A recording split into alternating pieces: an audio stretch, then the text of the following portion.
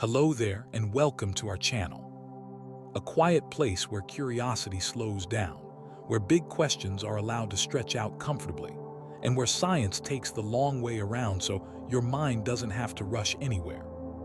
Tonight, wherever you're listening from, whether the lights are low or the room is already dark, I hope you can let your thoughts settle just a little as we begin.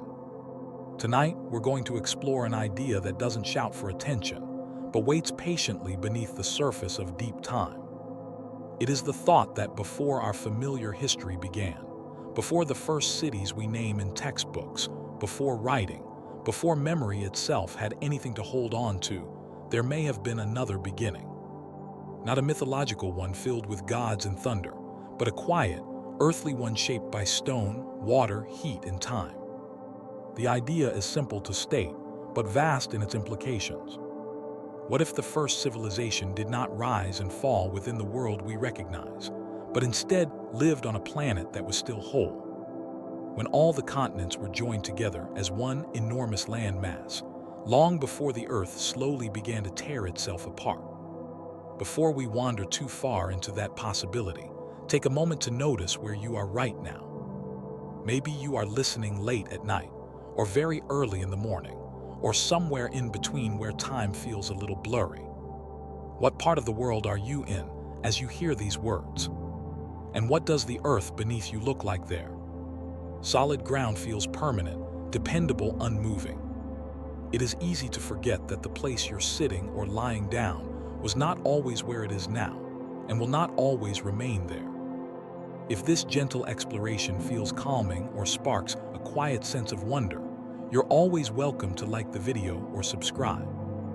It helps this small corner of thoughtful calm reach others who might enjoy drifting through ideas like this as well. For now, there is nothing you need to do except listen and let the story unfold at its own pace.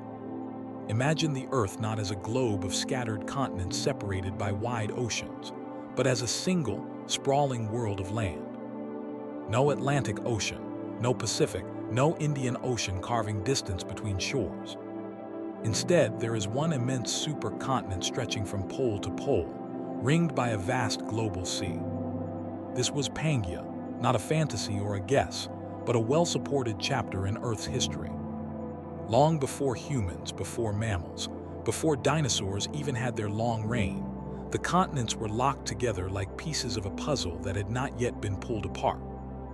Rivers ran for thousands of kilometers without ever meeting an ocean. Mountain ranges rose where continental plates pressed into one another, not knowing yet that one day they would be separated by entire hemispheres. When we picture ancient civilizations, our minds tend to jump to familiar images: stone temples, city walls, pottery shards, written symbols pressed into clay or carved into rock. We imagine them nestled beside rivers or coastlines that still exist today, their ruins waiting patiently to be uncovered. But that picture depends entirely on one assumption: that civilization must leave behind traces that survive the relentless churn of geological time. It also assumes that the Earth itself has remained mostly unchanged during the span in which intelligent life could arise. Both assumptions feel reasonable when we think in thousands of years, or even tens of thousands. They become much less certain when we stretch our thinking across hundreds of millions. Pangea existed roughly between 300 million and 200 million years ago, give or take. That is a span of time so long that it swallows the entire history of our species many times over. Modern humans have existed for perhaps 300,000 years. Even our earliest hominin ancestors go back only a few million. The dinosaurs ruled the Earth for about 160 million years. Pangea itself formed, lived, and began to break apart across a timeline that dwarfs all of these familiar markers.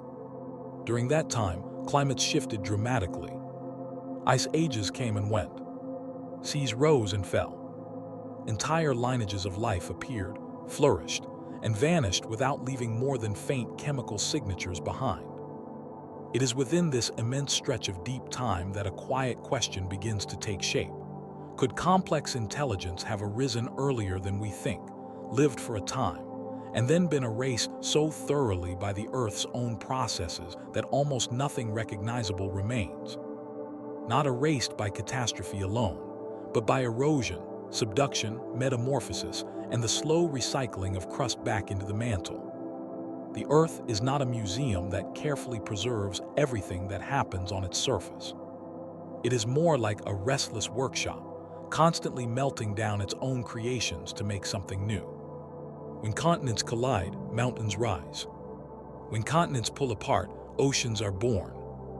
But when one tectonic plate slides beneath another, entire landscapes are dragged downward, crushed, heated, and transformed beyond recognition.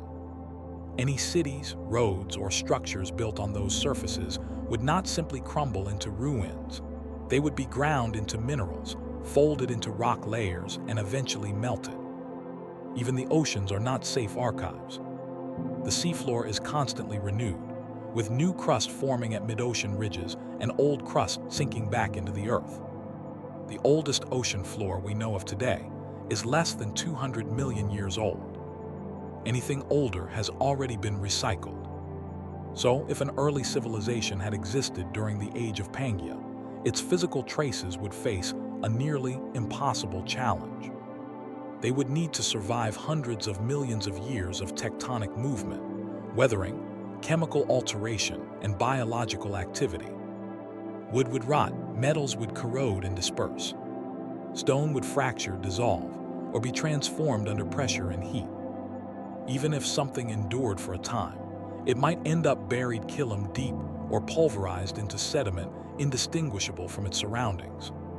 This is not to say such a civilization did exist, but rather to acknowledge that the absence of evidence is not always evidence of absence, especially on a planet that actively destroys its own past. We tend to think of history as something layered neatly beneath our feet, older things below, newer things above. In reality, the Earth folds, flips, shatters, and rearranges those layers endlessly. A structure built in one place could be scattered across continents or erased entirely, leaving behind nothing we would recognize as intentional. The idea of a first civilization often triggers images of advanced technology, glowing machines, or knowledge far beyond our own. That expectation may itself be a limitation. Civilization does not require metal skyscrapers or digital networks. At its core, it involves sustained social organization, shared knowledge, tools, and an ability to shape the environment intentionally over time. A civilization adapted to a Pangean world might look nothing like ours. It might rely on materials that do not fossilize well. It might build with organic substances, earthworks, or structures designed to blend back into the landscape. It might leave behind chemical or isotopic signatures rather than recognizable artifacts. Life itself had already proven remarkably inventive long before humans arrived. By the time Pangea formed, complex multicellular organisms were well established. Forests existed. Large animals walked the land. Ecosystems were intricate and resilient. Intelligence, at least in limited forms, had already appeared in various lineages. Cephalopods today demonstrate problem-solving abilities and memory. Birds and mammals show social complexity and tool use. Intelligence is not a singular event, but a trait that can emerge under many conditions. If an intelligent species had evolved during Pangea, it would have faced a world very different from ours. With one continuous landmass, migration patterns would be vast. Climate zones would be extreme, with deep continental interiors experiencing intense heat or cold far from moderating ocean influences. Deserts could stretch for thousands of kilom. Monsoon systems might behave differently. Coastal regions would still exist, but the geometry of currents and winds would shape life in unfamiliar ways. Such a civilization, if it arose, would not know continents drifting apart. From its perspective, the land would feel eternal. Mountains might slowly grow or erode. But the idea that the ground itself could someday split and carry entire cultures away from one another would be beyond imagination. The separation of Pangea happened slowly over tens of millions of years. No single generation would notice it. Coastlines would creep, rifts would widen, shallow seas would form where dry land once lay. Over time, what was once a connected world would become fragmented, isolating populations, altering climates, and reshaping ecosystems. If that civilization depended on long-distance travel or shared knowledge across the land, those connections would gradually strain. Journeys that once took weeks might take months or become impossible. Familiar routes could flood or fracture. The world would not end suddenly. It would change quietly, persistently, without ceremony. Adaptation would be required, and not all societies adapt at the same pace or in the same way. What is striking is how closely this mirrors patterns we see much later in human history on a smaller scale. Civilizations have risen in stable climates and declined when conditions shifted. Trade networks have collapsed when geography changed or resources moved. Knowledge has been lost when connections broke. The difference here is scale. On a Pangean Earth, those forces would operate not across regions, but across the entire planet.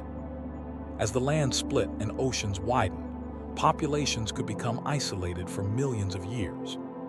Languages, technologies, and cultures would diverge until they were unrecognizable to one another, assuming any survived at all. Some groups might retreat inland, others toward coasts. Some might adapt, others might fade.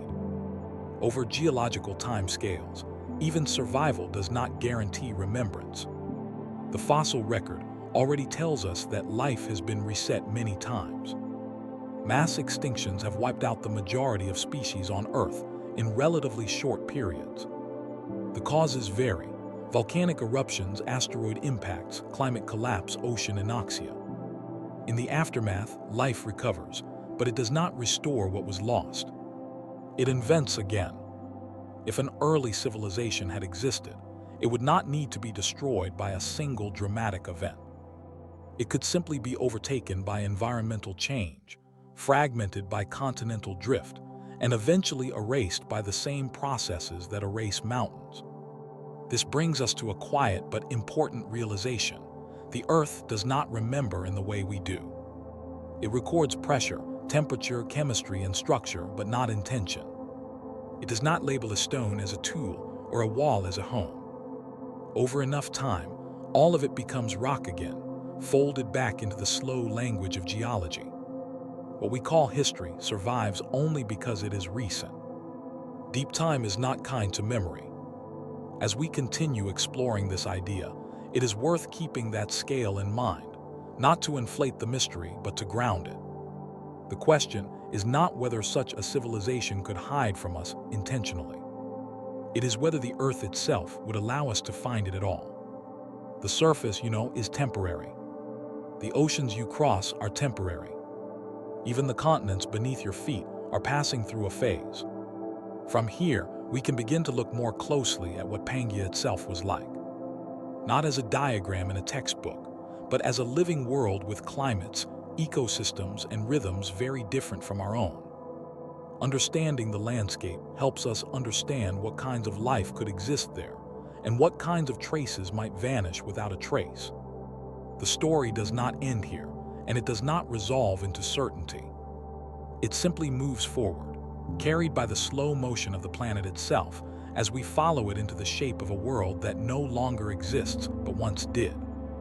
Long before anyone could draw a line on a map, before borders were argued over or named, before even the idea of a continent existed as a separate thing, the Earth offered no clear divisions at all. Land did not come in pieces.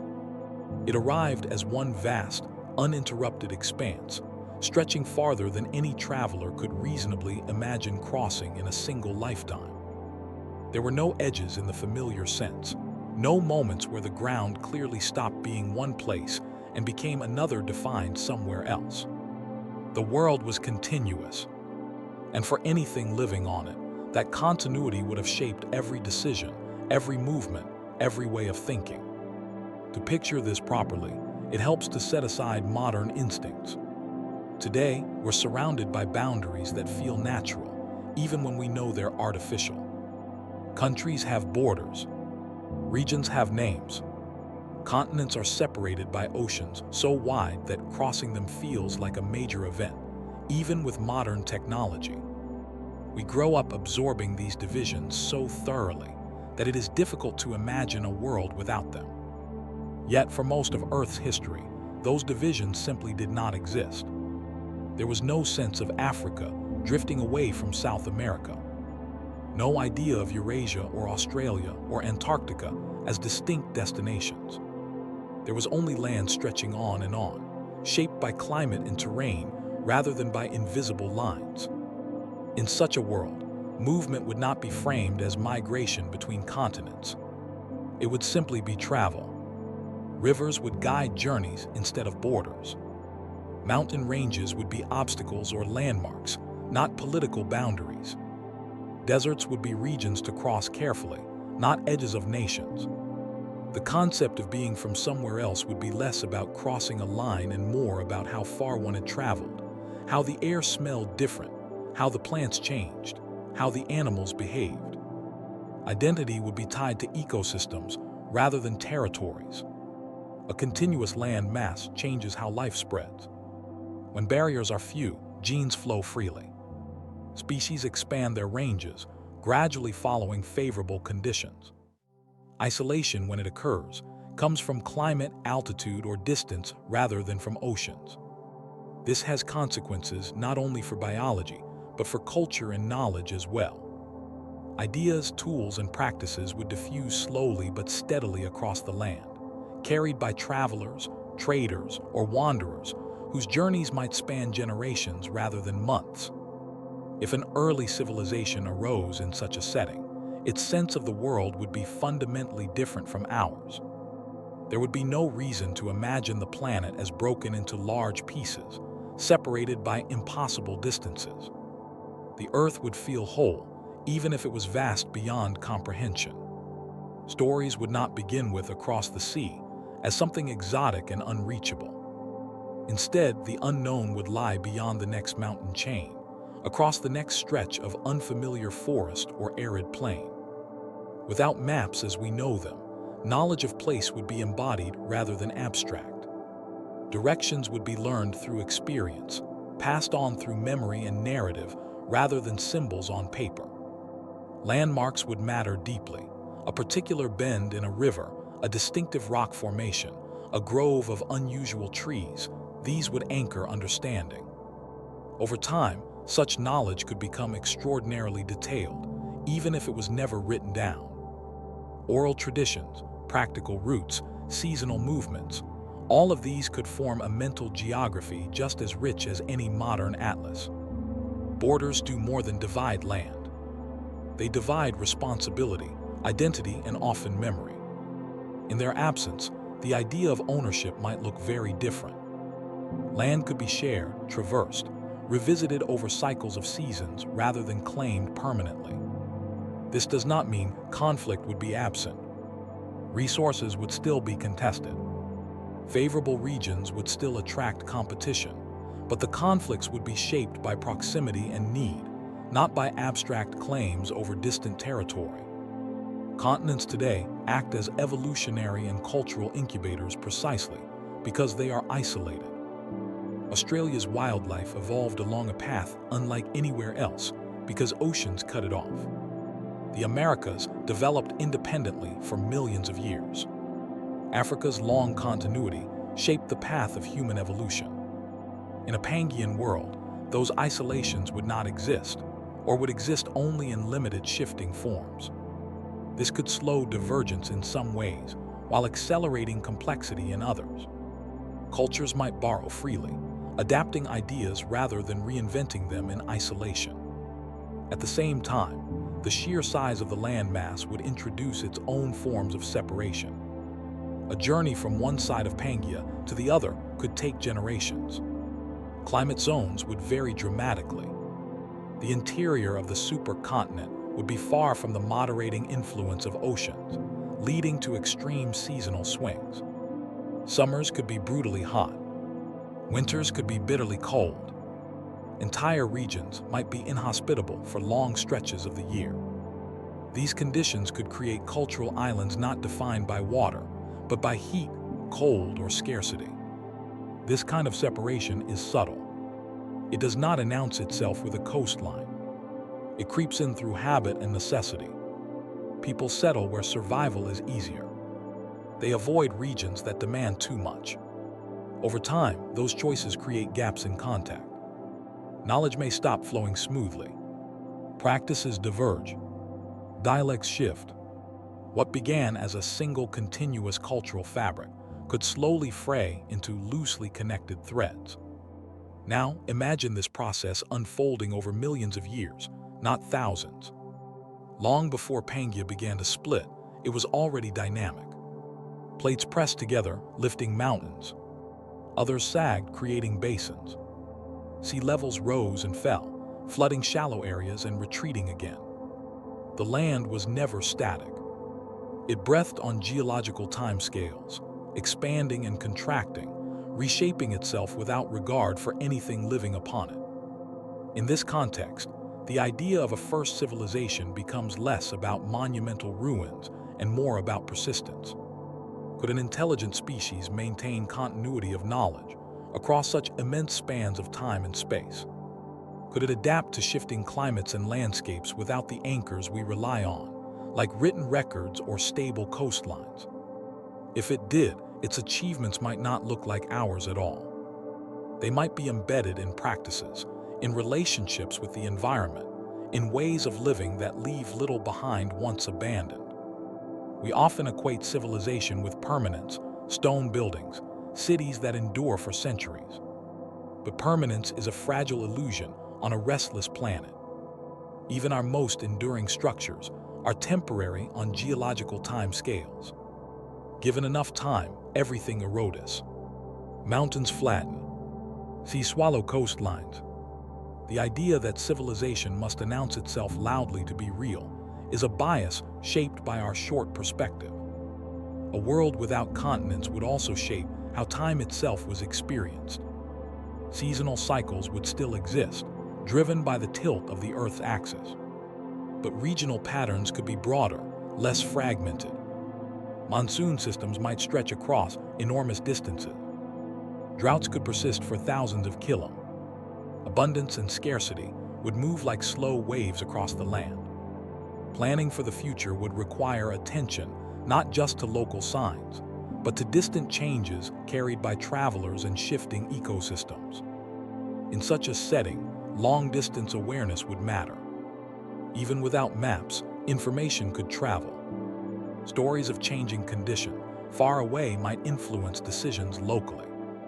A drying region hundreds of kilometers distant could eventually affect migration, trade, or conflict. The sense of the world would be expansive, even if it was not precisely measured. As Pangea began its slow fragmentation, these patterns would shift again. Rifts would open. Shallow seas would intrude. What was once a long overland journey might become a coastal route, then an island chain, then an open ocean. Each stage would introduce new forms of separation. Communities that once exchanged goods and ideas directly might find themselves cut off, forced to adapt independently. The crucial point is that none of this would happen quickly enough to be dramatic in a single lifetime. There would be no announcement, no moment where the world clearly broke apart. Instead, there would be a gradual accumulation of small changes. A river becomes wider. A lowland floods more often. A familiar route becomes unreliable. Over generations, those inconveniences become barriers. Over longer spans, they become oceans. If an early civilization existed during this transition, it would not perceive itself as living through the splitting of a supercontinent. It would experience a world that slowly became harder to navigate as it once had. Knowledge networks might thin. Shared traditions might diverge. Some groups might thrive in new coastal environments, learning to navigate emerging seas. Others might retreat inland, losing contact with former neighbors. What we are left with millions of years later is a planet that bears no obvious scars labeled, Here, something intelligent once lived. The scars we do see are geological: rift valleys, passive margins, ocean basins. These tell us about forces far larger than any civilization. They do not preserve the details of daily life, of thought, of social structure. This is why imagining a time before maps, borders, or continents matters.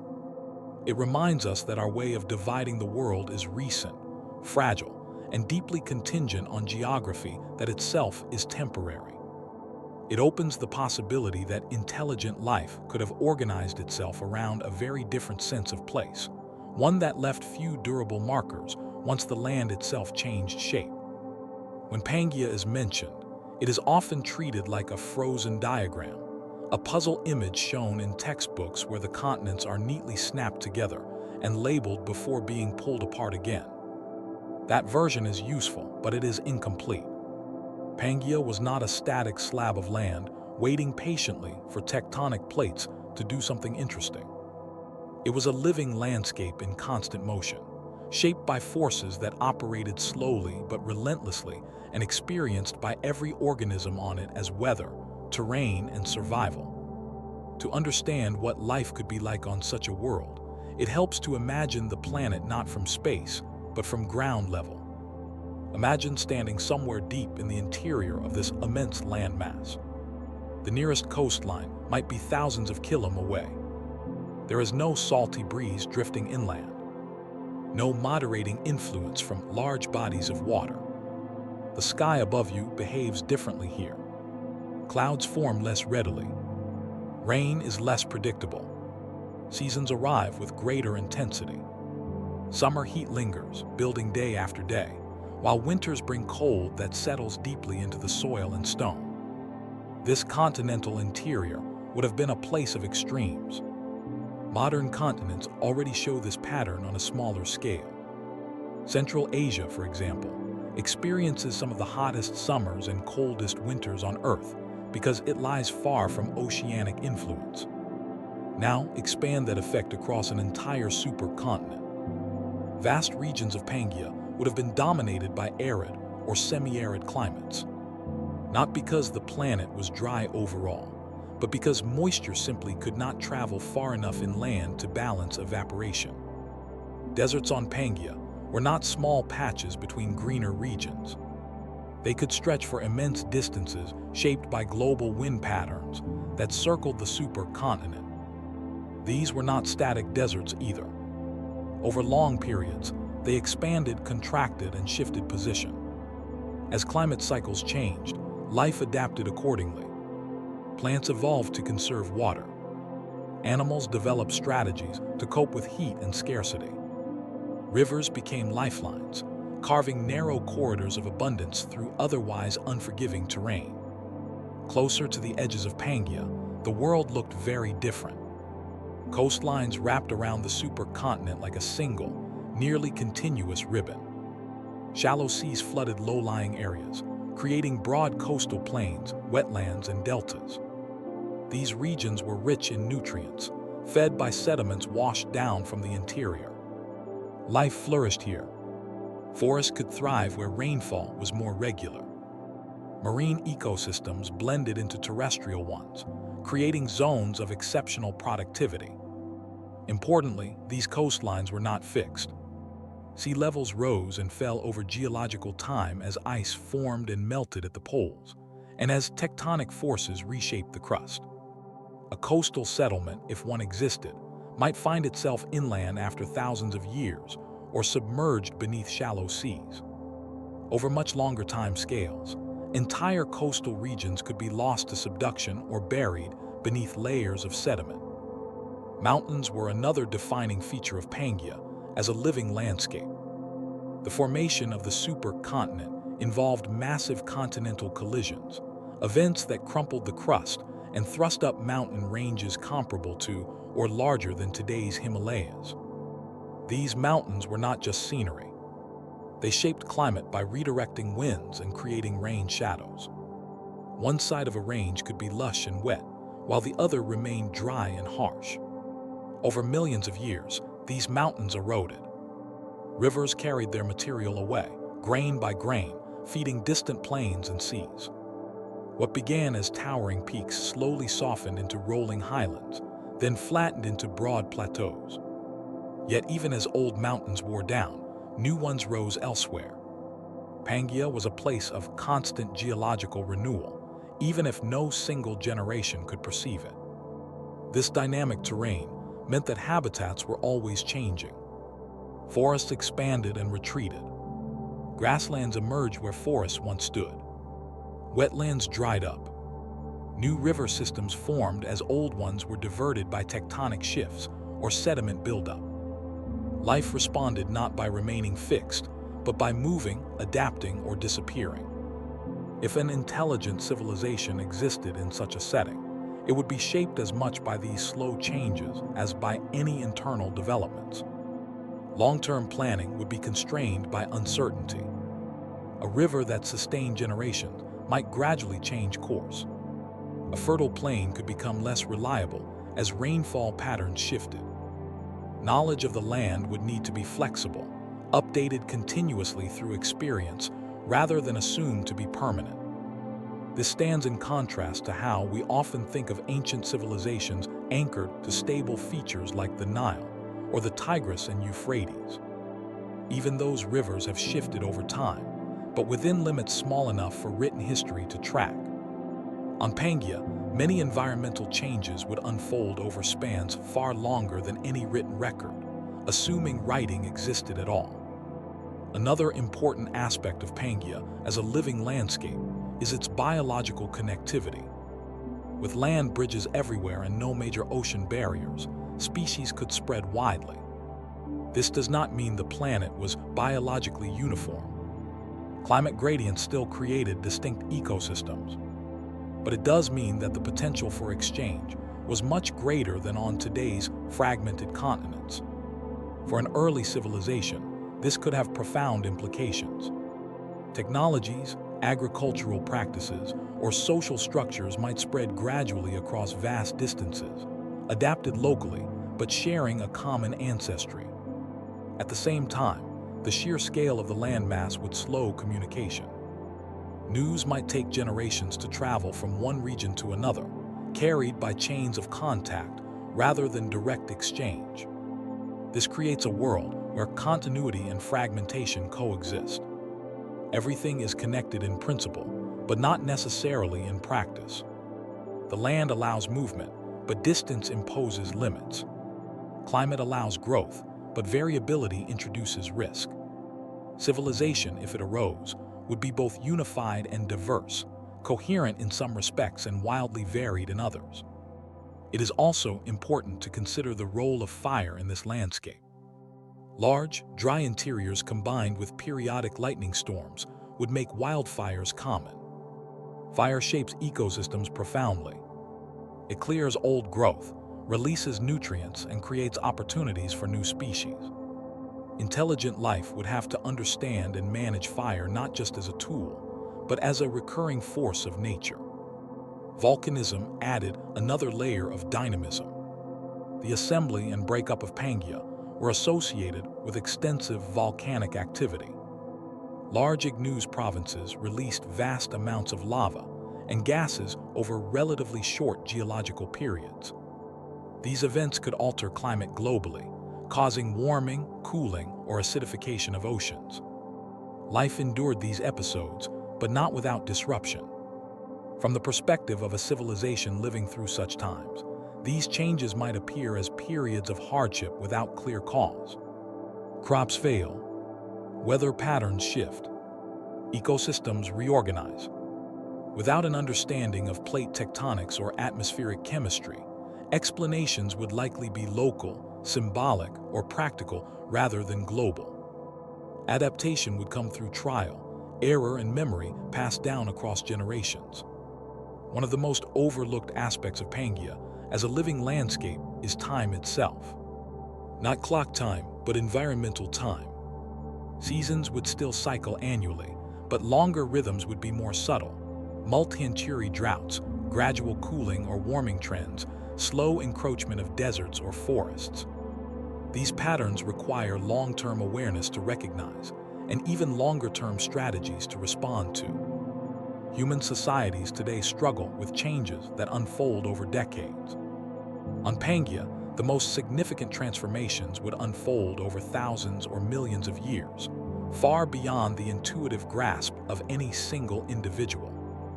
A civilization's resilience would depend on whether its knowledge systems could encode and transmit lessons learned across many generations, even as the environment slowly rewrote the context in which those lessons applied. As Pangea approached the period when it would begin to split, these dynamics intensified. Stresses build up in the crust. Rift zones formed. Volcanic activity increased in some regions. The landscape itself signaled change, but in a language measured in deep time rather than sudden catastrophe. Valleys widened, ground subsided. Shallow seas crept inland along new fractures. Life adapted again. Coastal ecosystems expanded into newly flooded areas. Inland routes were altered. What had once been a continuous land corridor might become marshy, then impossible, then submerged.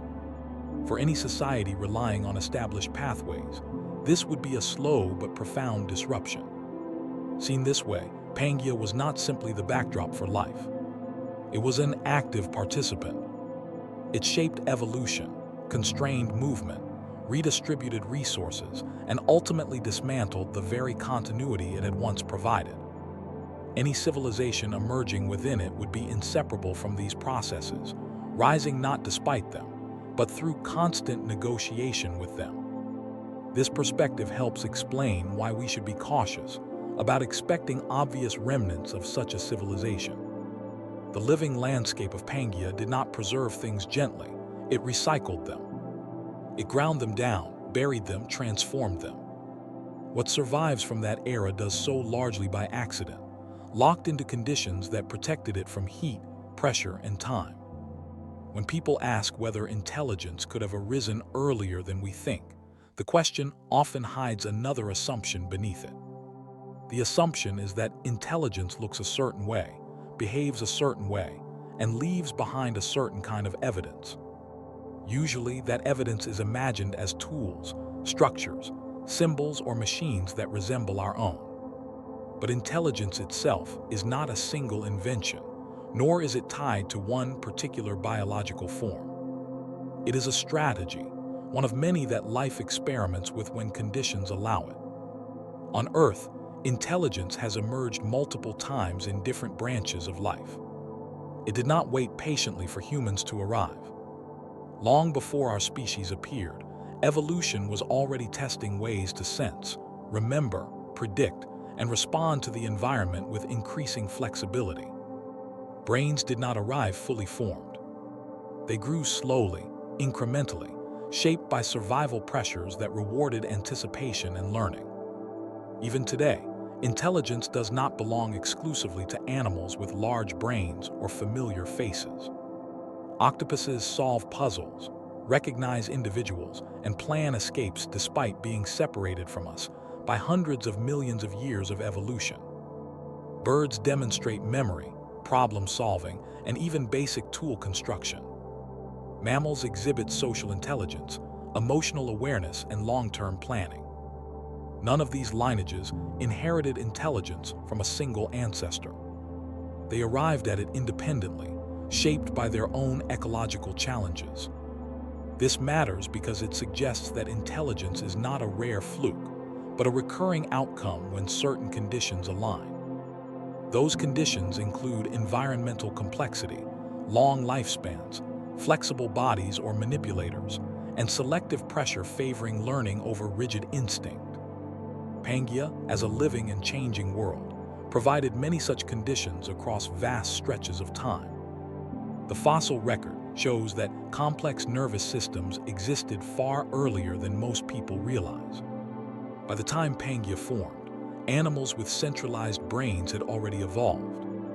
Predators and prey were locked into evolutionary arms races that rewarded speed, perception, and decision. Social behaviors were emerging. Some species coordinated movements, others cared for offspring. These are not trivial steps. They are the foundations upon which more elaborate cognition can build. It is tempting to imagine intelligence as a sudden leap, a moment where something switches on. In reality, it is more like a slope than a step. Each small advantage compounds over time. Slightly better memory leads to better foraging. Better foraging supports longer development. Longer development allows more learning. More learning encourages social interaction. Social interaction drives communication. Communication reshapes cognition. None of this requires a specific destination in mind. If intelligence could arise gradually, the next question becomes whether it could reach a level of complexity comparable to early human societies long before humans existed. The answer depends less on raw brain size and more on stability. Intelligence thrives when organisms have time to learn, share knowledge, and build on previous experience. That requires environments that are challenging, but not constantly catastrophic. Pangea, despite its extremes, offered long periods of relative stability in many regions. While climate shifted over geological timescales, local environments could remain consistent for millions of years. River system persisted. Forests expanded and contracted gradually. Coastal zones migrated slowly. For life forms adapted to these conditions, there would be time not just to survive, but to refine behaviors across many generations. One obstacle often raised against early intelligence is energy. Brains are expensive organs. They consume a great deal of energy relative to their size. Supporting them requires reliable access to calories. Yet Pangea supported enormous biomass. Vast forests, extensive coastal wetlands, and productive shallow seas all existed at various times. Herbivores grew large. Predators followed. Energy flowed through ecosystems on a scale that could support metabolically demanding adaptations. Another objection is the lack of evidence for technology. But technology itself is not binary. It does not begin with metal tools and cities. It begins with behavior, using objects, modifying environments, exploiting patterns. Many animals today exhibit proto-ideological behaviors. Beavers reshape landscapes. Ants farm fungi. Birds weave intricate nests. None of these leave durable artifacts after millions of years. Yet they represent complex, learned interactions with the environment. An early intelligent species might rely heavily on organic materials: wood, fiber, hide, bone. These decay rapidly under most conditions. Even stone tools, if used sparingly or reshaped frequently, could be mistaken for natural fracture patterns once eroded and redeposited. Over hundreds of millions of years, the odds of preserving a clear, unambiguous signature of intentional manufacture drop dramatically. There is also the question of motivation. Human civilization is driven in part by surplus. Agriculture creates excess resources which allow specialization, hierarchy, and large-scale construction. But agriculture itself depends on specific plant species, climates, and seasonal predictability. An earlier intelligence might follow a different path, one that does not emphasize permanent settlements or large structures. Such a society might be semi-nomadic, moving with environmental cycles rather than imposing rigid control over them. Knowledge could be carried in memory, ritual, and practice rather than external records. Tools could be simple, effective, and replaceable. The goal might not be expansion or accumulation, but balance. From our perspective, this would look like a lack of progress. From theirs, it might be stability. There is also the uncomfortable possibility that intelligence could rise and fall without ever reaching what we would call civilization. A lineage might achieve sophisticated cognition, social learning, and problem-solving, only to be wiped out by environmental change before it reshaped the planet in a lasting way. Evolution is full of experiments that worked for a time and then ended. Mass extinctions play a role here. The Earth has experienced several events, where a majority of species disappeared in relatively short geological intervals. These events reset ecosystems. They remove dominant groups and create opportunities for others. If an intelligent lineage existed before such an event, it might vanish completely, leaving no descendants to carry forward its adaptations. Even without mass extinction, gradual change can erode the conditions that support intelligence. Climate shifts could reduce food availability. Habitat fragmentation could isolate populations. Competition could favor different strategies.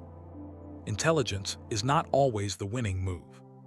Sometimes simpler, faster, or more reproductively efficient organisms prevail. It is also worth questioning whether intelligence must be centralized in individuals. Collective intelligence exists. Social insects exhibit complex behaviors that emerge from simple rules followed by many individuals. While this is not intelligence in the human sense, it demonstrates that problem-solving and environmental manipulation can arise without large brains or conscious planning. Over deep time, hybrid strategies could evolve that blur these distinctions. Could there have been a species with moderate individual intelligence, but strong collective memory and coordination? Possibly. Such a system might leave even fewer recognizable traces, especially if its structures were temporary or organic. Yet it could still shape ecosystems, influence evolutionary trajectories, and experience something akin to culture. One of the strongest biases we bring to this question is the idea that intelligence inevitably leads to visible dominance.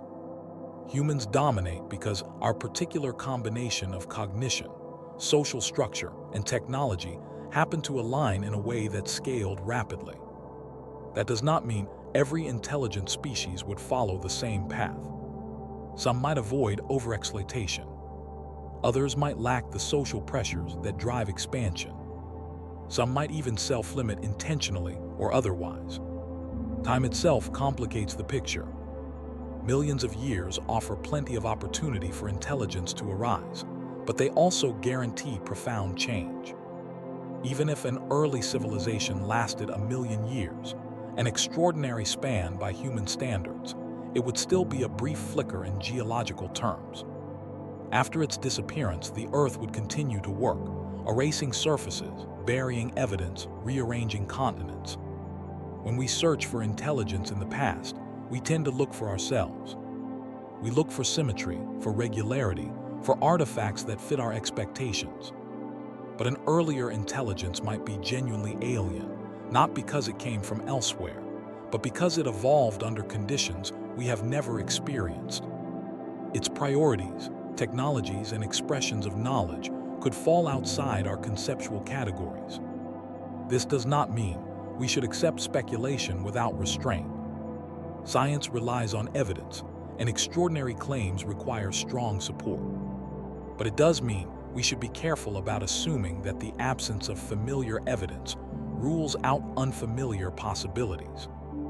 Deep time is not just long, it is actively destructive to most forms of record-keeping.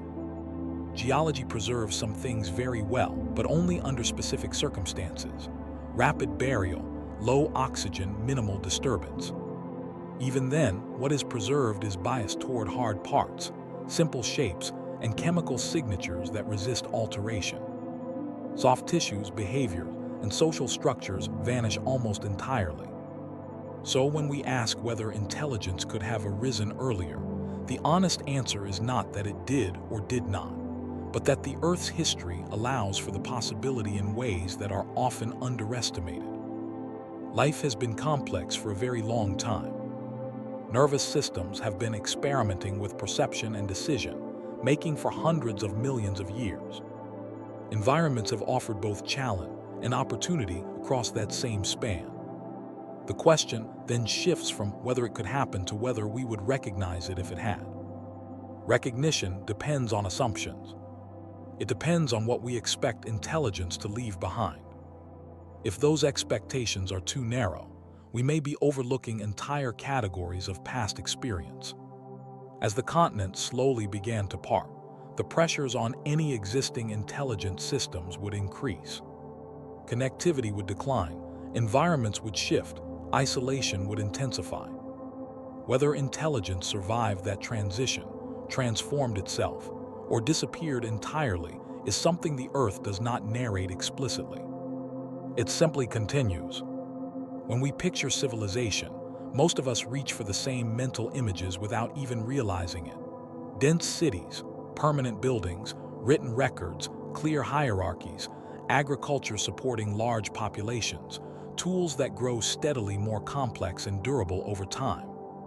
These assumptions are so deeply woven into our understanding of history that they feel almost unavoidable. Yet they are not universal truths about intelligence or social organization. They are descriptions of one particular path taken by one particular species, under one particular set of conditions, very late in Earth's story. If we step back and remove those assumptions, the idea of civilization becomes far more flexible and far less dependent on visible monuments or lasting artifacts.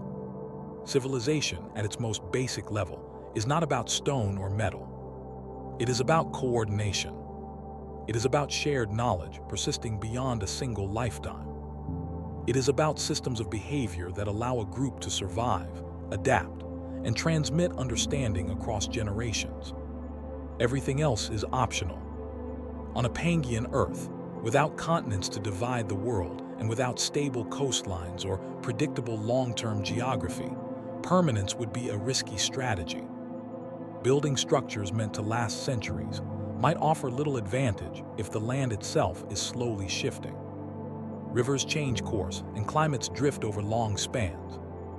In such a setting, flexibility would matter more than durability. Knowledge that could move easily, adapt quickly, and live inside minds rather than walls would be far more valuable than anything carved into stone. A civilization shaped by those conditions might look almost invisible to us. Its cities could be seasonal gathering places rather than permanent settlements. Its infrastructure might consist of well-understood routes, shared signals, and environmental markers rather than roads or buildings. Its most important technologies could be social rather than mechanical, ways of organizing labor, resolving conflict, sharing resources, and teaching skills efficiently. Without agriculture as we know it, surplus could still exist. But it might take different forms. Abundant seasonal resources, managed landscapes, or cooperative harvesting could provide reliability without fields or fences. Modern hunter-gatherer societies already demonstrate that complex social structures, trade networks, and cultural traditions can exist without farming or permanent architecture. Scale that up across a vast continuous landmass and extend it across deep time, and the result could be something sophisticated yet materially light. Communication in such a civilization would likely rely heavily on memory, repetition, and ritual. Stories would not be entertainment alone, there would be storage devices. Navigation instructions, ecological knowledge, social rules, and historical memory could all be embedded in narrative, song, or practice. These forms are remarkably resilient when actively maintained, but they leave almost nothing behind once the chain of transmission is broken. We often equate writing with civilization, but writing is only one solution to the problem of memory. It arises when societies grow large, sedentary, and administratively complex. A civilization that remains mobile, adaptable, and tightly integrated with its environment may never develop writing because it does not need to. Its knowledge would live in people, not in objects. Technology, too, would look different. Rather than accumulating layers of increasingly specialized tools, such a society might favor multi-purpose, easily replaced implements. Organic materials would dominate.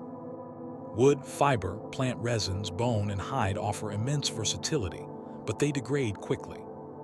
Even stone, if used sparingly and opportunistically, might not stand out clearly in the archaeological record after enough time has passed. Energy use would also differ. Without fossil fuels or large-scale metallurgy, energy would come from muscle, fire, wind, water, and biological processes. Mastery of fire alone enables cooking, landscape management, tool production, and social cohesion. Fire leaves traces, but those traces are subtle and easily erased over millions of years, especially in dynamic environments shaped by erosion and sedimentation. Social organization might not resemble kingdoms or empires. Large, rigid hierarchies are fragile in changing environments. Instead, authority could be situational, based on expertise rather than position.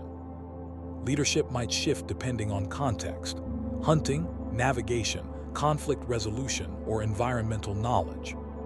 Such systems can be highly effective, without producing centralized power structures that leave obvious physical signatures. Trade networks could span enormous distances without formal infrastructure. Objects, ideas, and practices might move slowly from group to group, changing along the way. Over time, this creates shared cultural threads without uniformity. From our perspective, this would be difficult to distinguish from simple diffusion. Yet it could represent a highly developed system of exchange. Another assumption worth questioning is the idea that civilization seeks expansion. Human history often emphasizes growth, accumulation, and control. But these traits are not inevitable. In a world as vast and interconnected as Pangea, expansion might offer diminishing returns. Moving into unfamiliar territory could mean encountering harsher climates, different ecosystems, or unpredictable hazards. Stability might come from staying within known limits rather than pushing beyond them. If an early civilization adopted such a strategy, its footprint would remain light. It might deliberately avoid overexploiting resources, not out of abstract environmentalism, but because restraint ensured long-term survival. Over time, this would result in minimal ecological disruption compared to industrial societies. From a geological perspective, this would make the civilization almost invisible. Time perception would also differ. Without rigid schedules, calendars, or clocks, time would be experienced through cycles rather than units. Seasons, migrations, flowering periods, and animal behaviors would structure activity. Long-term changes would be noticed gradually, embedded in collective memory rather than measured precisely. This does not mean such a society would lack foresight. On the contrary, it might be acutely aware of slow trends precisely because it depends so directly on them. Education would not be formalized in institutions. Learning would be continuous, contextual, and embodied. Skills would be acquired through participation rather than instruction. This mode of knowledge transmission is efficient and adaptable. But again, it leaves no durable artifacts. Once the practitioners are gone, the knowledge disappears with them. Conflict, when it occurred, would likely be small-scale and localized. Without fixed assets or permanent settlements, there would be less incentive for large destructive wars. This does not imply a peaceful utopia, but rather a pattern of conflict that does not produce mass graves, fortifications, or weapon stockpiles that might survive deep time. Even belief systems would be shaped by impermanence. Cosmologies might emphasize cycles, change, and adaptation, rather than linear progress or eternal order. The Earth itself, constantly shifting, would be understood as something alive in a practical sense, not metaphorical but experiential. Lands rise and fall. Waters come and go. Life adapts or disappears. Such a worldview would not need temples to reinforce it.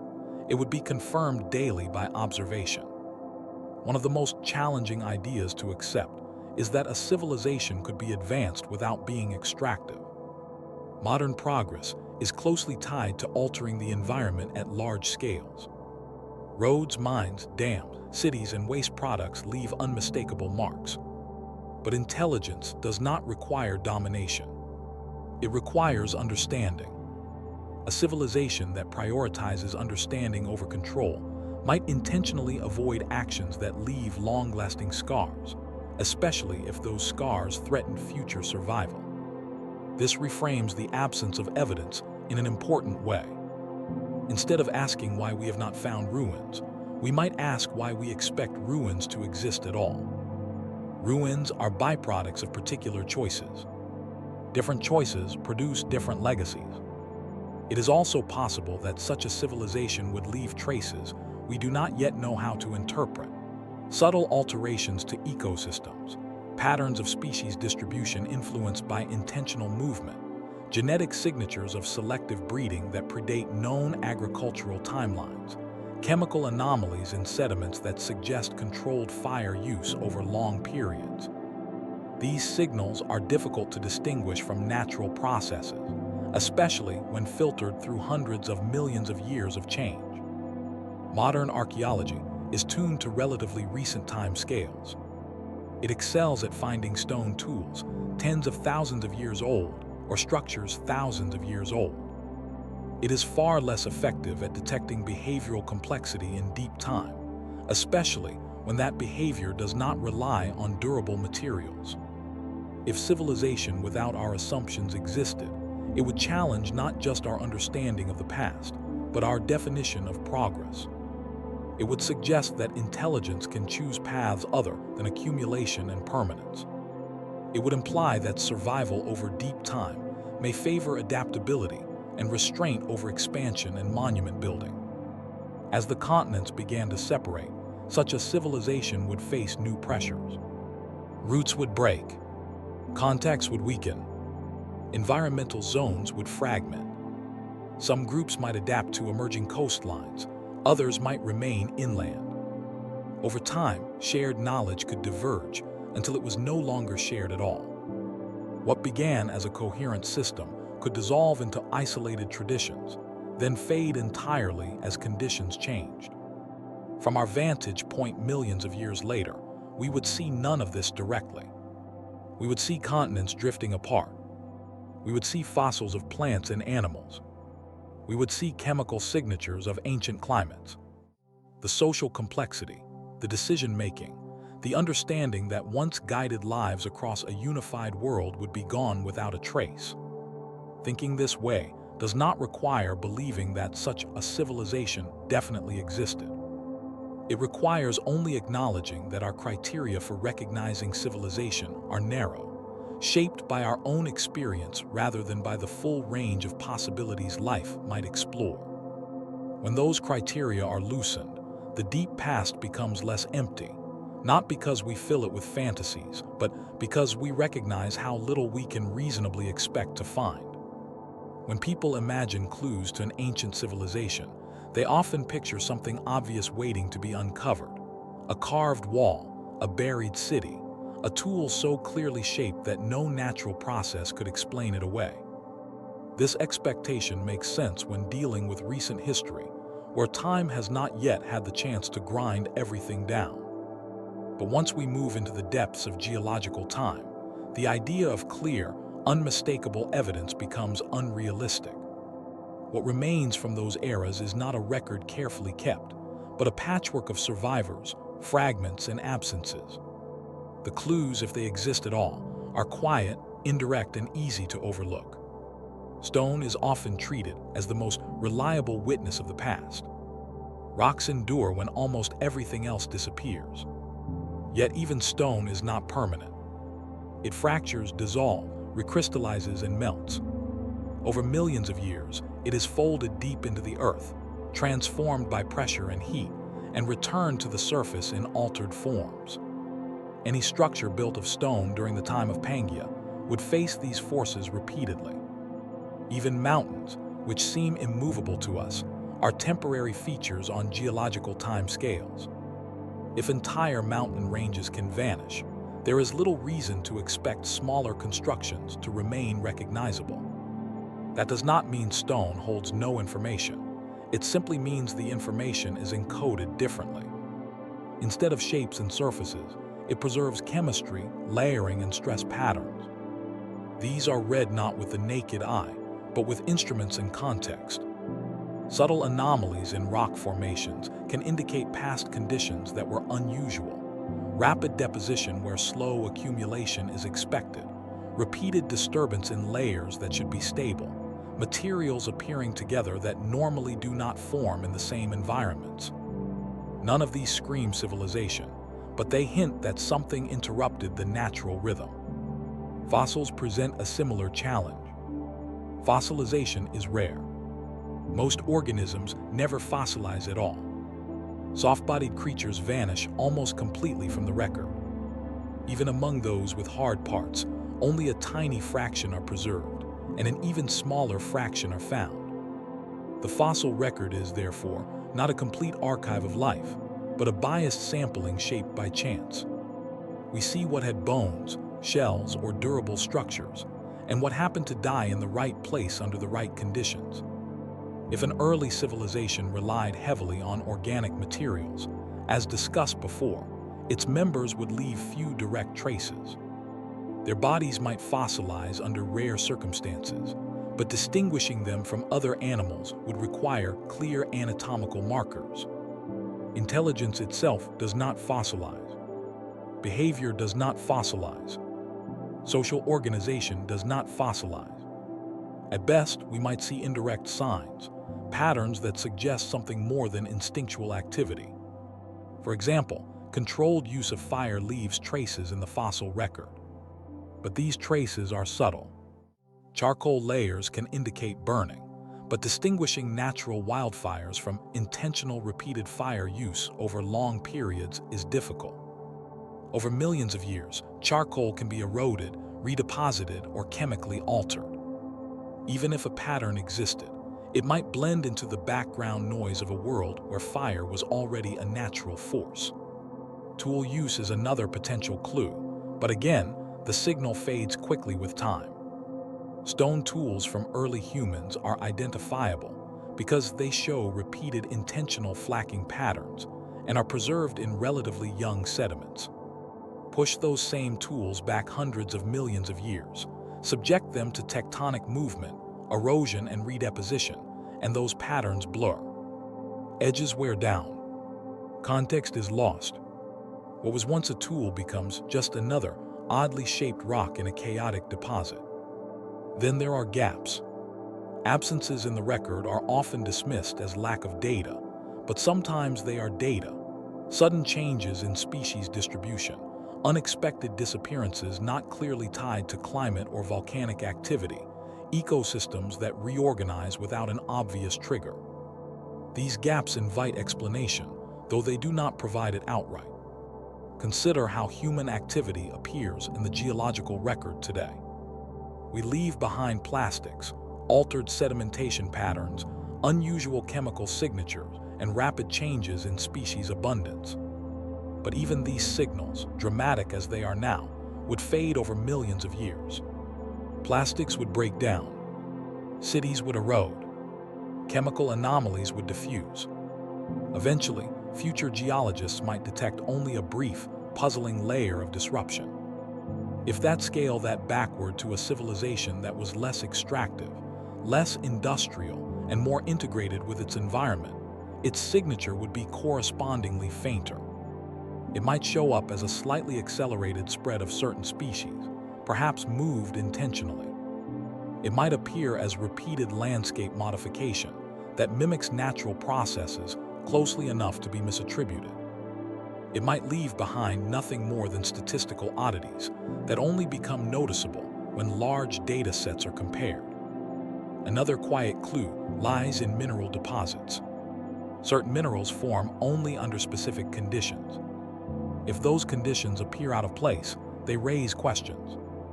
However, geology already offers many natural explanations for such anomalies.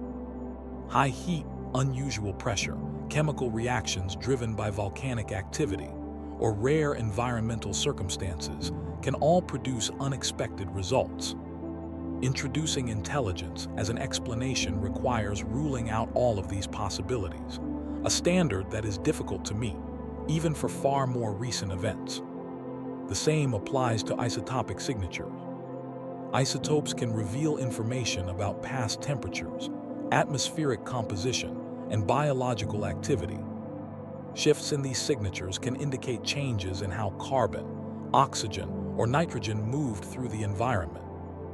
Life itself alters these cycles. A widespread, coordinated activity by intelligent organisms could, in theory, leave a detectable imprint. But again, disentangling that signal from natural biological evolution is extraordinarily challenging. Perhaps the most intriguing clues are not objects or layers, but patterns.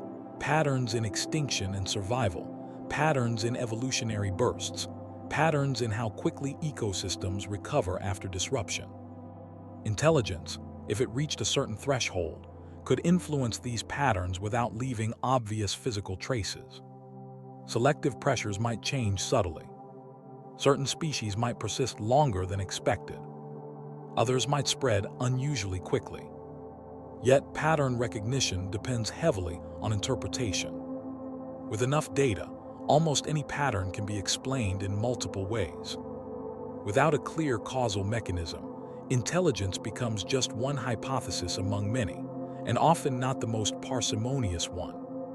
Science tends to favor explanations that rely on known processes rather than speculative ones, especially when evidence is ambiguous. This brings us to the role of gaps in our own understanding. The deep past is not just missing artifacts, it is missing context. We do not know what questions to ask in many cases, because our questions are shaped by our own experience. We look for cities because we live in cities.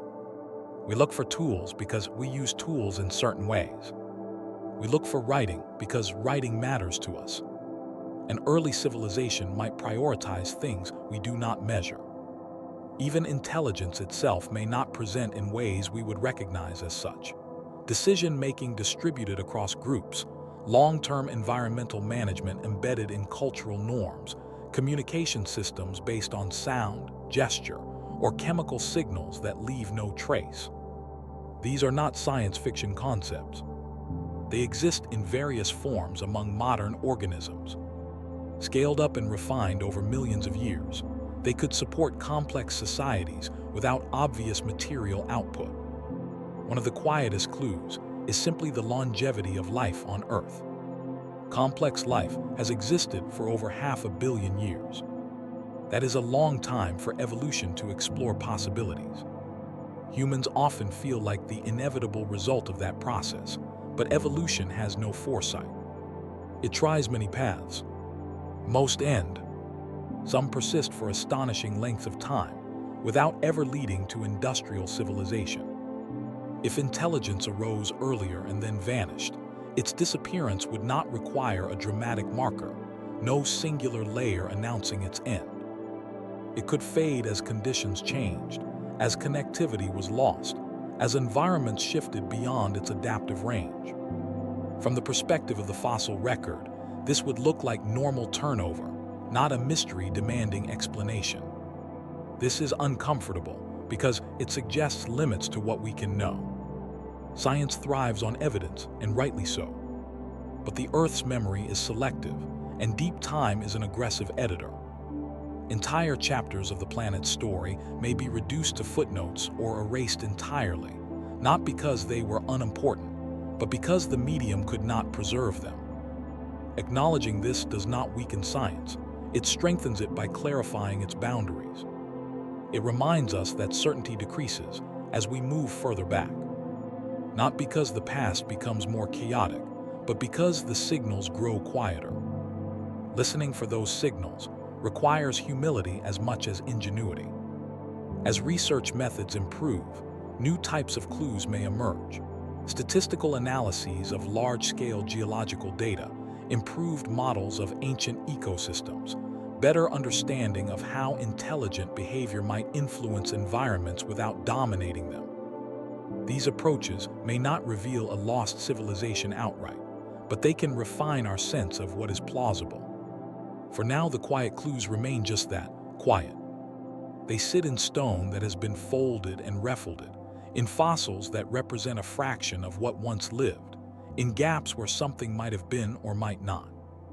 They do not point clearly in any one direction. They simply remind us that the Earth's past is deeper and more complex than the narrow slice we usually examine. From this perspective, the question is not whether we have missed something obvious, but whether we are prepared to recognize subtlety when it appears. Because if intelligence once moved through a world without borders, building systems without monuments, and knowledge without records, the traces it left behind would not announce themselves loudly. They would blend into the background of a planet that has always been very good at keeping its secrets, even as it continues without pause into whatever comes next. At some point, without drama and without any clear signal that could be understood in a single lifetime, the ground itself began to behave differently. Not suddenly, not violently at first, but with a kind of slow insistence that only geology can manage. What had once felt solid and continuous started to stretch. Not enough to be alarming, not enough to be obvious, just enough to matter over time. The breakup of Pangea did not begin as a catastrophe. It began as tension. Deep beneath the surface, heat accumulated. The mantle stirred. Convection currents shifted their slow patterns, and the enormous plates riding above them responded, not with sharp breaks, but with gradual strain. Like a piece of thick clay pulled gently from opposite ends, the supercontinent did not crack immediately. It thinned. From the perspective of anything living on the surface, the world still felt whole. Rivers still flowed. Forests still grew. Animals still followed their familiar paths. If an intelligent civilization existed at this time, its members would not wake one morning to find the land tearing open beneath their feet. There would be no announcement that the age of unity was ending. Instead, there would be small changes, scattered and easy to rationalize. In some regions, the ground might begin to sink slightly. Valleys would deepen in places where they had once been shallow. Lakes could form where drainage patterns subtly altered. Elsewhere, volcanic activity might increase, not in explosive bursts, but as persistent eruptions along linear zones. Lava would seep, spread, cool, and harden, adding layer upon layer of new rock to the surface. These features are familiar to geologists today. Rift valleys, flood basalts, stretched crust. But to those living through them, they would simply be part of the landscape's slow evolution. A place that had always been dry becomes wetter. A region known for stability becomes unpredictable. Travel routes grow longer as terrain roughens. None of this points clearly to planet-scale transformation. It feels local, manageable, temporary. Rifting does not happen evenly. Stress concentrates along weak zones in the crust, often where ancient structures already exist. These zones become lines of vulnerability, places where the Earth prefers to give way. Over time, they lengthen, connect, and deepen. What begins as a series of disconnected basins slowly organizes into a coherent system. As this process unfolds, the crust thins further. Magma rises more easily. Heat escapes more efficiently. The land stretches beyond its ability to recover. Eventually, seawater finds its way in. A shallow sea floods the rift, marking the first true physical separation where once there was only land. But even this moment is deceptive. The sea does not arrive as an ocean. It creeps. It forms narrow gulfs and shallow bays. For generations, it might advance and retreat with changing sea levels. Crossing it might still be possible at certain times or places. The sense of separation is incomplete. For a civilization that had grown accustomed to a connected world, these changes would introduce friction rather than finality. Communication between regions would slow. Journeys would require new skills. Boats, if they existed, would need to adapt to salt water rather than rivers or lakes. Knowledge that once traveled easily would now depend on fewer, more fragile pathways. Importantly, this separation would not affect all regions equally. Some parts of Pangea would remain firmly connected for tens of millions of years after rifting began elsewhere. The supercontinent didn't split neatly down the middle. It fragmented asymmetrically, creating a patchwork of connected and semi-isolated zones. This unevenness matters. It means that any existing social or cultural systems would fracture in stages. Some groups would experience isolation early, Others would remain part of a larger network much longer. The result would not be a single moment of collapse, but a prolonged process of differentiation. Environmental consequences would compound these effects. As rifts widened and seas formed, global circulation patterns changed. Ocean currents reorganized. Atmospheric circulation shifted. Regions that once received regular rainfall might dry out. Others could become wetter. Temperature gradients altered. Over long spans, these changes reshaped ecosystems. An intelligent civilization adapted to earlier conditions would now face choices. Remain where resources are declining, relying on memory and tradition, or move toward newly favorable areas, accepting uncertainty and risk. Neither option guarantees success. Adaptation requires not just flexibility, but foresight. And foresight is difficult when change unfolds slowly, but relentlessly. The ground pulling itself apart also introduces new hazards. Earthquakes become more common along rift zones. Volcanic gases alter air quality. Asheville affects vegetation. While none of these events are necessarily world-ending, their cumulative impact can strain societies, especially those finely tuned to previous conditions. From our perspective, these geological processes are well understood. We have models, timelines, and reconstructions. But it is easy to underestimate how disorienting such gradual change would be from within.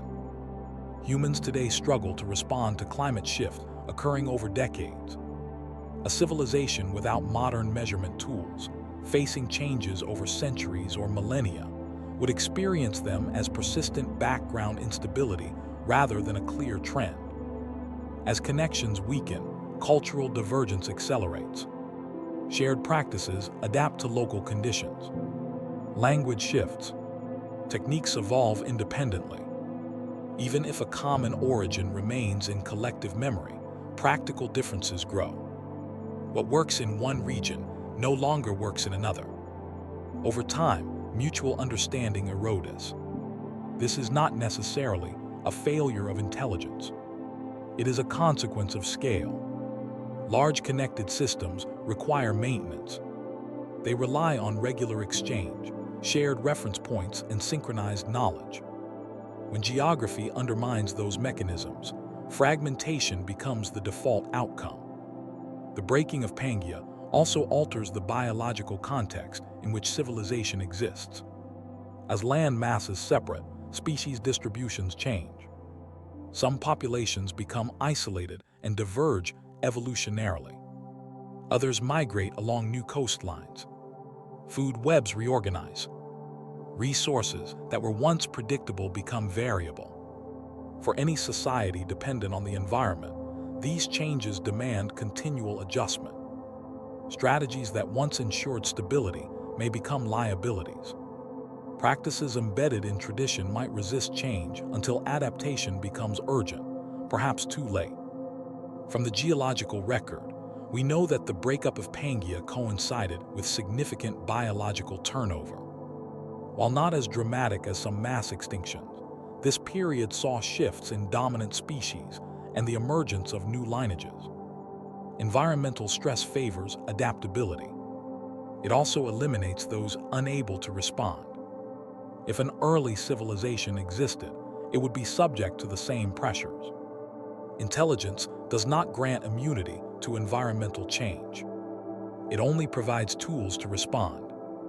And those tools are constrained by available resources, social structure, and accumulated knowledge. One of the most subtle consequences of continental breakup is the loss of redundancy.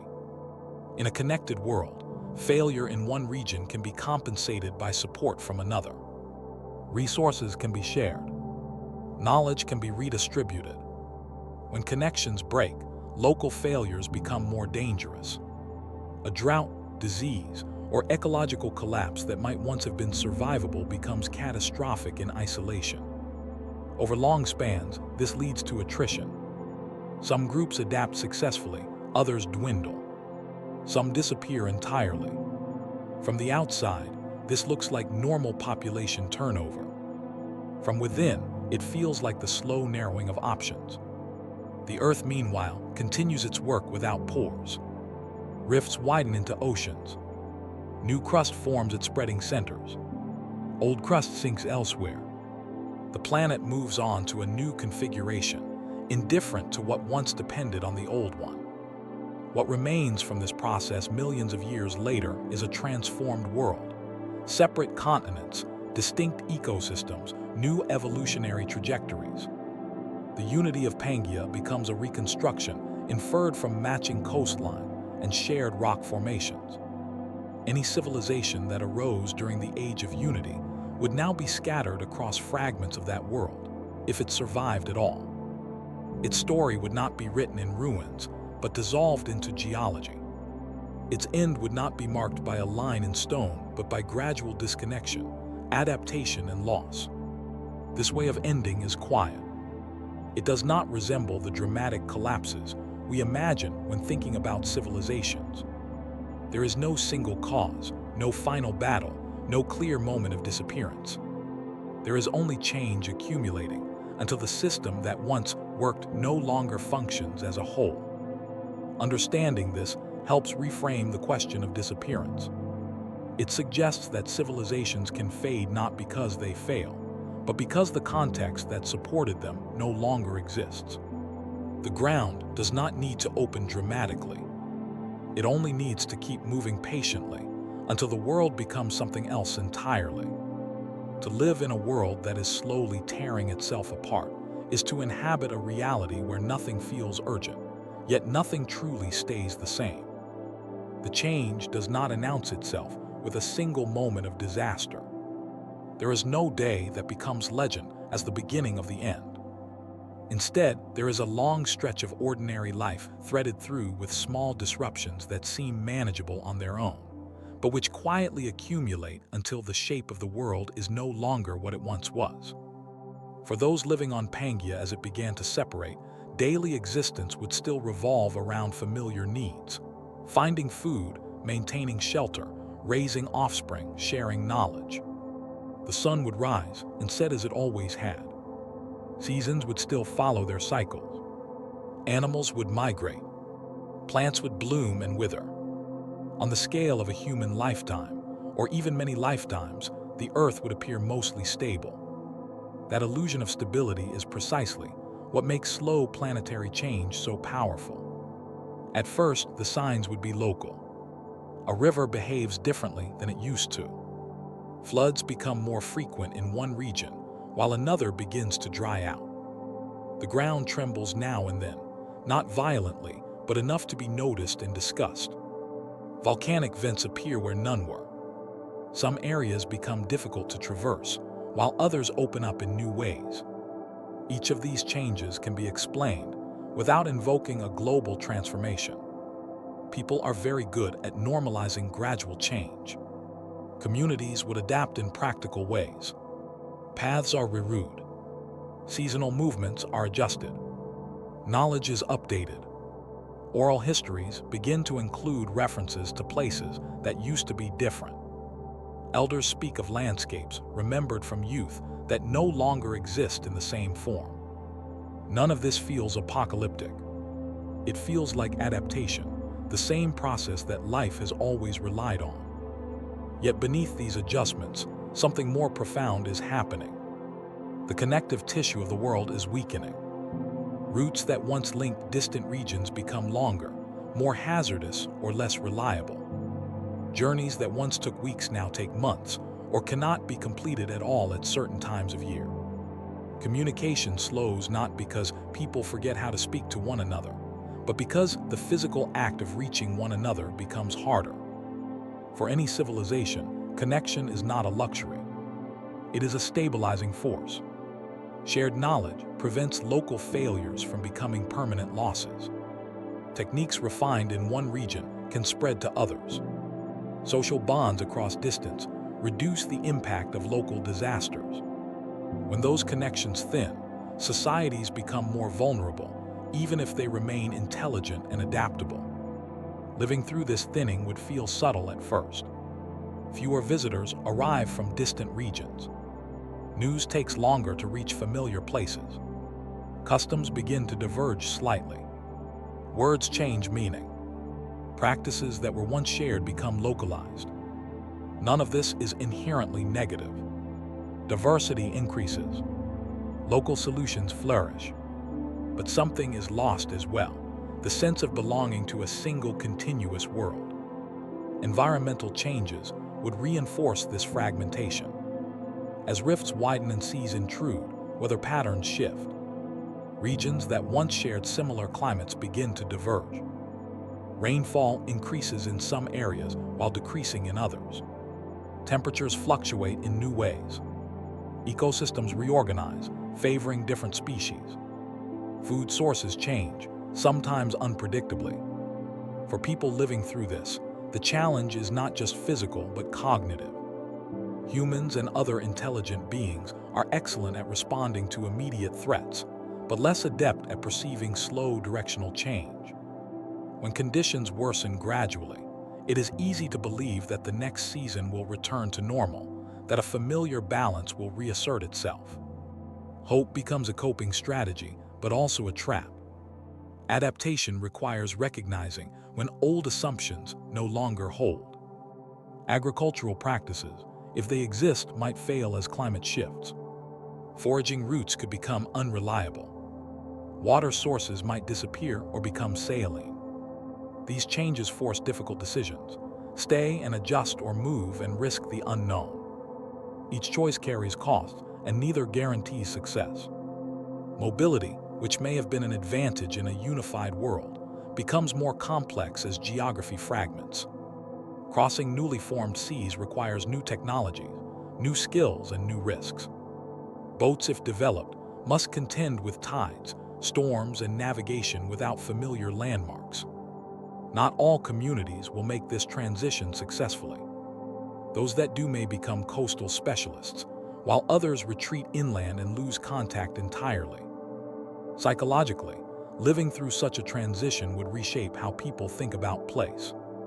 Land that once felt permanent becomes uncertain.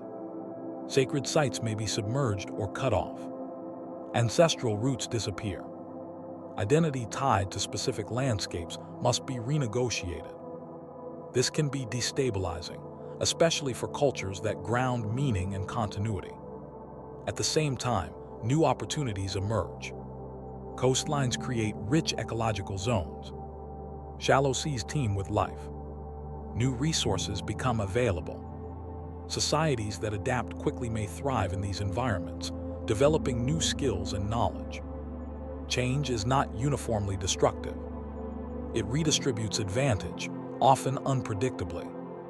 However, redistribution also breeds inequality.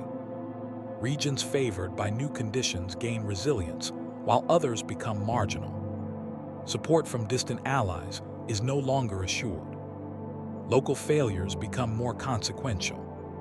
A prolonged drought, a disease outbreak, or the loss of a key resource can push a community past its ability to recover. Over generations, these pressures shape culture. Norms may shift toward caution, flexibility, or short-term planning. Long-term projects become riskier when the future environment is uncertain. Monumental construction, if it existed at all, becomes less attractive. Knowledge systems may emphasize adaptability over preservation. Memory itself changes under these conditions. Stories of the old world become less concrete, more symbolic. Children grow up knowing only fragments of what once was. Over time, the idea of a unified land mass may feel mythical rather than historical. What was once lived experience becomes legend, then fades entirely. This process does not require catastrophe. It requires only enough disruption to prevent continuity. Civilization, if defined as a sustained system of shared knowledge and coordination, depends on continuity. When continuity breaks, civilization fragments even if intelligence remains. It is important to note that this fragmentation does not imply a sudden end. Life goes on. People continue to think, learn, and adapt. But the scale at which coordination occurs shrinks. What was once global becomes regional. What was regional becomes local. What was shared becomes particular. From a geological perspective, this is unremarkable. The Earth has seen many such transitions. From a live perspective, it is transformative. It reshapes how beings relate to one another and to the world they inhabit.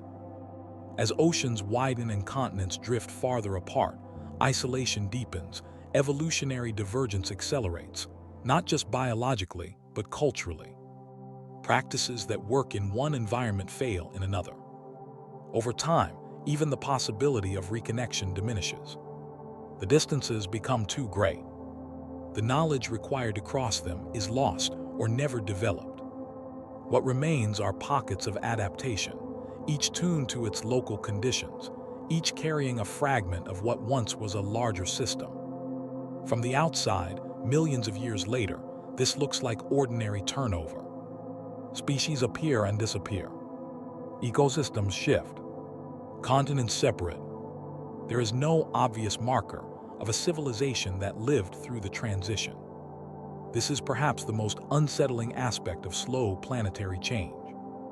It does not erase intelligence. It erases memory. It does not destroy life outright. It dissolves context. Without context, achievements become meaningless, indistinguishable from background noise. Living through a world that is slowly tearing in two would teach a harsh lesson. Not that everything ends suddenly, but that endings can be stretched so thin they become invisible. That survival does not guarantee remembrance. That intelligence, no matter how refined, remains embedded in the conditions that support it. Movement did not begin as a response to crisis. Long before the planet started to pull itself apart in earnest, life on Pangea was already in motion. Animals followed seasons. Plants spread where conditions allowed. Rivers carried nutrients, seeds, and organisms across great distances. Travel in this sense was not an emergency measure. It was the default state of a living world. What changed during the slow breakup of the supercontinent was not the existence of movement, but its meaning. As the land began to fracture, migration stopped being merely cyclical or opportunistic and started becoming directional. Not overnight, and not in a way that anyone could clearly label at the time, but gradually, as familiar paths grew unreliable and formally stable regions demanded more effort to sustain life. For any intelligent beings living through this era, movement would increasingly carry weight. It would shape survival, memory, and identity in ways that had never been necessary before. At first, migrations would look ordinary. A group shifts its seasonal range, slightly farther than usual. Another chooses to remain longer near a river that now flows more consistently. Small decisions made for practical reasons accumulate. Over generations, these choices produce new patterns. Areas once lightly occupied become hubs. Other regions thin out. The land itself begins to feel uneven, not because it changed suddenly, but because its reliability did. As rift zones widened and shallow seas crept inland, some traditional overland routes would become marshy, then impossible.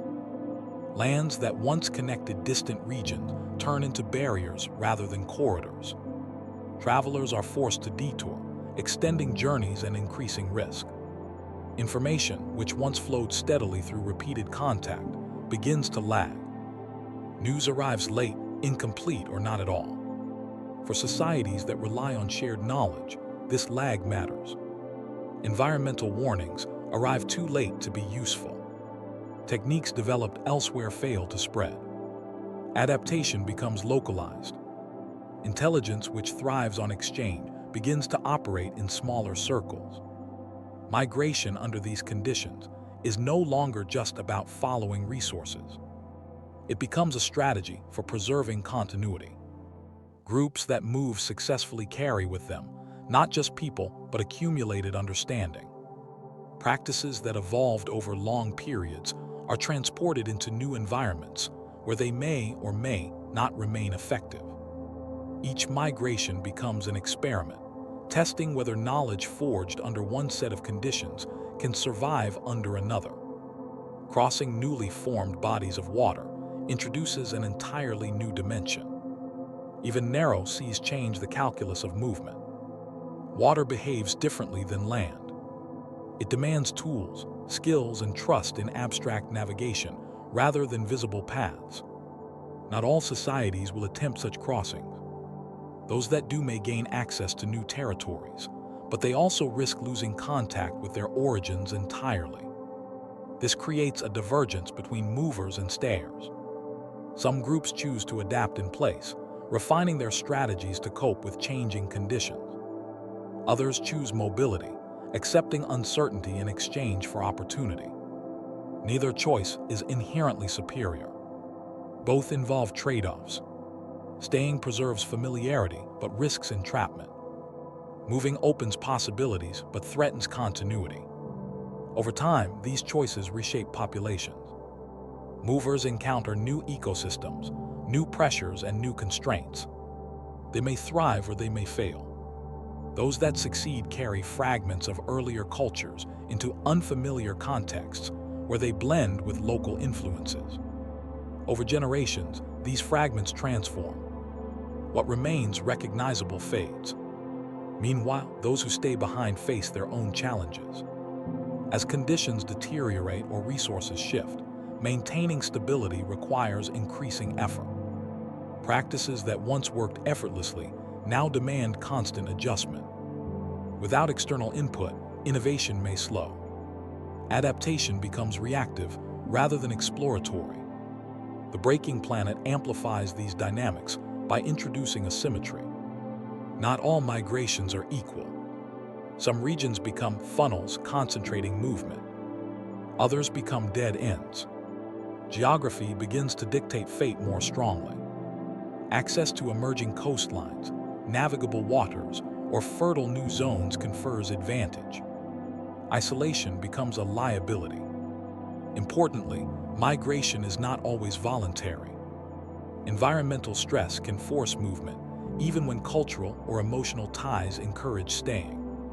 Flooding, salinization of soil, loss of prey species, or changes in vegetation can render regions untenable. In such cases, migration becomes an act of survival rather than choice. Forced migration disrupts social structures.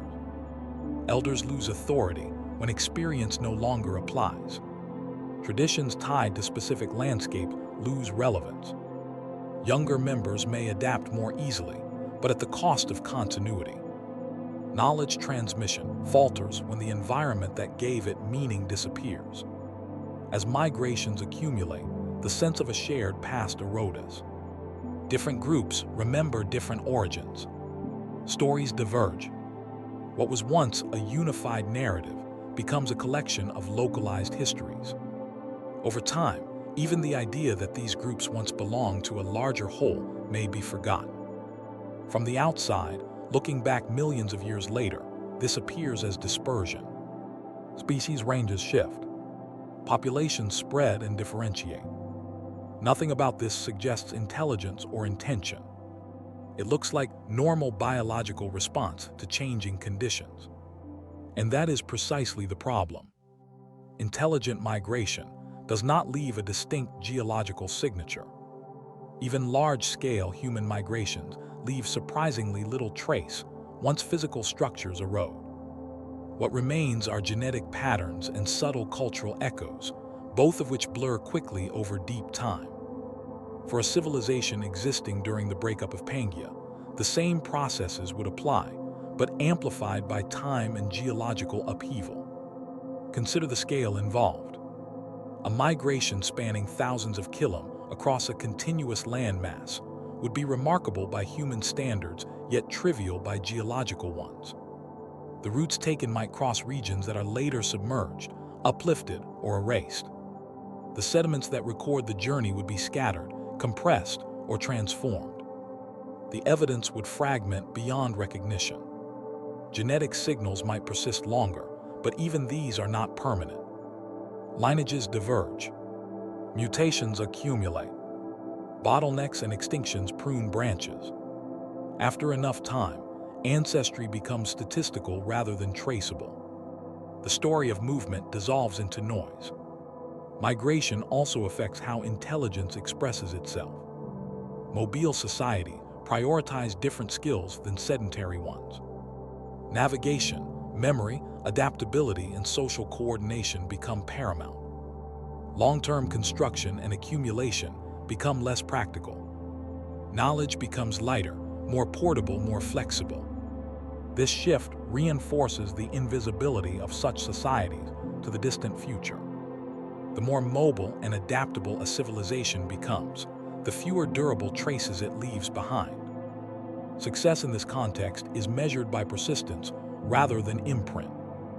As the planet continues to break apart, migration corridors narrow further. Oceans widen. Crossing points disappear. What began as movement across land becomes movement along coasts, then across water, then not at all. At each stage, fewer groups make the transition. Those that do become increasingly isolated from their origins. Eventually, migration reaches its limit. The distances are too great, the risks too high. Knowledge required to cross vast oceans without instruments is lost or never developed. Populations settle into the fragments of the former whole, now distinct continents drifting apart. At this point, any civilization that once spanned Pangea exists only as disconnected remnants, if it exists at all. Shared systems collapse not because intelligence fails, but because geography no longer supports them. What remains are local adaptations, each shaped by new conditions, each unaware of the broader history that once connected them. This outcome challenges the assumption that migration always spreads civilization. Under certain conditions, migration preserves intelligence in the short term, but erodes it at scale. Without sustained connectivity, complex systems fragment over time and complexity simplifies, not because it is inferior, but because it cannot be maintained. The first migrations across a breaking planet would therefore be both a testament to adaptability and a prelude to loss. They allow life to survive change, but they also mark the beginning of divergence that makes reunification impossible. The planet does not forbid intelligence. It simply refuses to hold still long enough for it to remain unified. What survives when the land itself refuses to stay in one piece is not stone, not structures, and not even people, but patterns of understanding carried for as long as they can be carried. Knowledge does not exist on its own. It lives inside relationships, routines, habits, and shared expectations. When continents drift and connections weaken, knowledge is not erased all at once. It thins, stretches, and eventually breaks along the same fault lines as the world beneath it. In a unified landmass, knowledge has reach. It moves outward from its point of origin, carried by travelers, exchanged through cooperation, refined through comparison. A solution discovered in one place can migrate slowly across thousands of kilometers, adapted along the way, tested against different environments. Memory in this context is collective. No single group needs to remember everything, because the wider system holds redundancy. If something is forgotten in one region, it may still persist elsewhere and return through contact. Continental drift undermines this redundancy in ways that are almost invisible at first. Routes lengthen. Travel becomes seasonal rather than routine. Encounters become less frequent. Knowledge still moves, but more slowly and with more distortion. Each transfer becomes an opportunity for misunderstanding, simplification, or loss. Over generations, these small degradations accumulate. Memory behaves differently depending on how it is stored. Written records, if they exist, are fragile over deep time but robust over shorter spans. Oral traditions are remarkably resilient when actively maintained, but vulnerable to interruption. Practices embedded in daily life persist as long as the conditions that make them useful remain in place. When environments change, those practices lose relevance and are abandoned, often without conscious decision. As continents separate, environments diverge, rainfall patterns shift, temperatures change, ecosystems reorganize, knowledge that once ensured survival may no longer apply. A hunting strategy effective in open plains becomes useless in dense coastal wetlands. Navigation method suited to land routes fail at sea. Agricultural cycles tuned to one climate become liabilities in another. When knowledge stops working, it stops being taught. This is not because people become less intelligent, but because intelligence is selective. Time and attention are invested in what produces results. Practices that no longer yield benefits fade quickly, even if they were once central to cultural identity. Memory is practical before it is sentimental. This creates a paradox. The more rapidly the world changes, the less capacity a society has to preserve long-term memory. Adaptation crowds out remembrance. Innovation replaces tradition. Over time, the past becomes compressed into simplified narratives, stripped of technical detail. What remains is symbolic rather than functional. Culture follows the same trajectory. In a connected world, culture is layered. New elements accumulate atop older ones. Differences exist, but shared reference points remain. Under continental drift, culture fragments. Isolation accelerates divergence. Shared rituals evolve independently. Language shifts. Meanings drift. After enough time, mutual intelligibility disappears. This process does not require conflict. It arises naturally from separation. Even groups that begin with identical practices will diverge when exposed to different constraints. The drift is gradual but relentless. Cultural continuity requires contact, and contact becomes harder as oceans widen. Knowledge transmission also depends on trust. Information from distant sources must be evaluated. In a connected world, repeated interaction builds reliability. Under increasing isolation, unfamiliar practices are more likely to be rejected. Local solutions feel safer. External ideas lose authority. This further slows the movement of knowledge. Memory at scale becomes local. Each group remembers its own history, framed by its own landscape. Stories of distant origins become abstract, then mythic, then irrelevant. Eventually, the idea that these groups were once part of a larger whole may vanish entirely, not forgotten consciously, but rendered meaningless by lack of context. From a geological perspective, this looks like nothing at all. No layer records the moment when a shared tradition diverged into many. No fossil captures the loss of a navigational method or the abandonment of a seasonal gathering. These changes leave no durable trace. They are real but ephemeral. This is one of the most difficult aspects of deep time speculation to accept. Intelligence and culture can exist without producing anything that survives long enough to be studied. The absence of evidence is not just a problem of preservation. It is a consequence of how knowledge behaves under changing conditions. Even within human history, the loss of knowledge is common.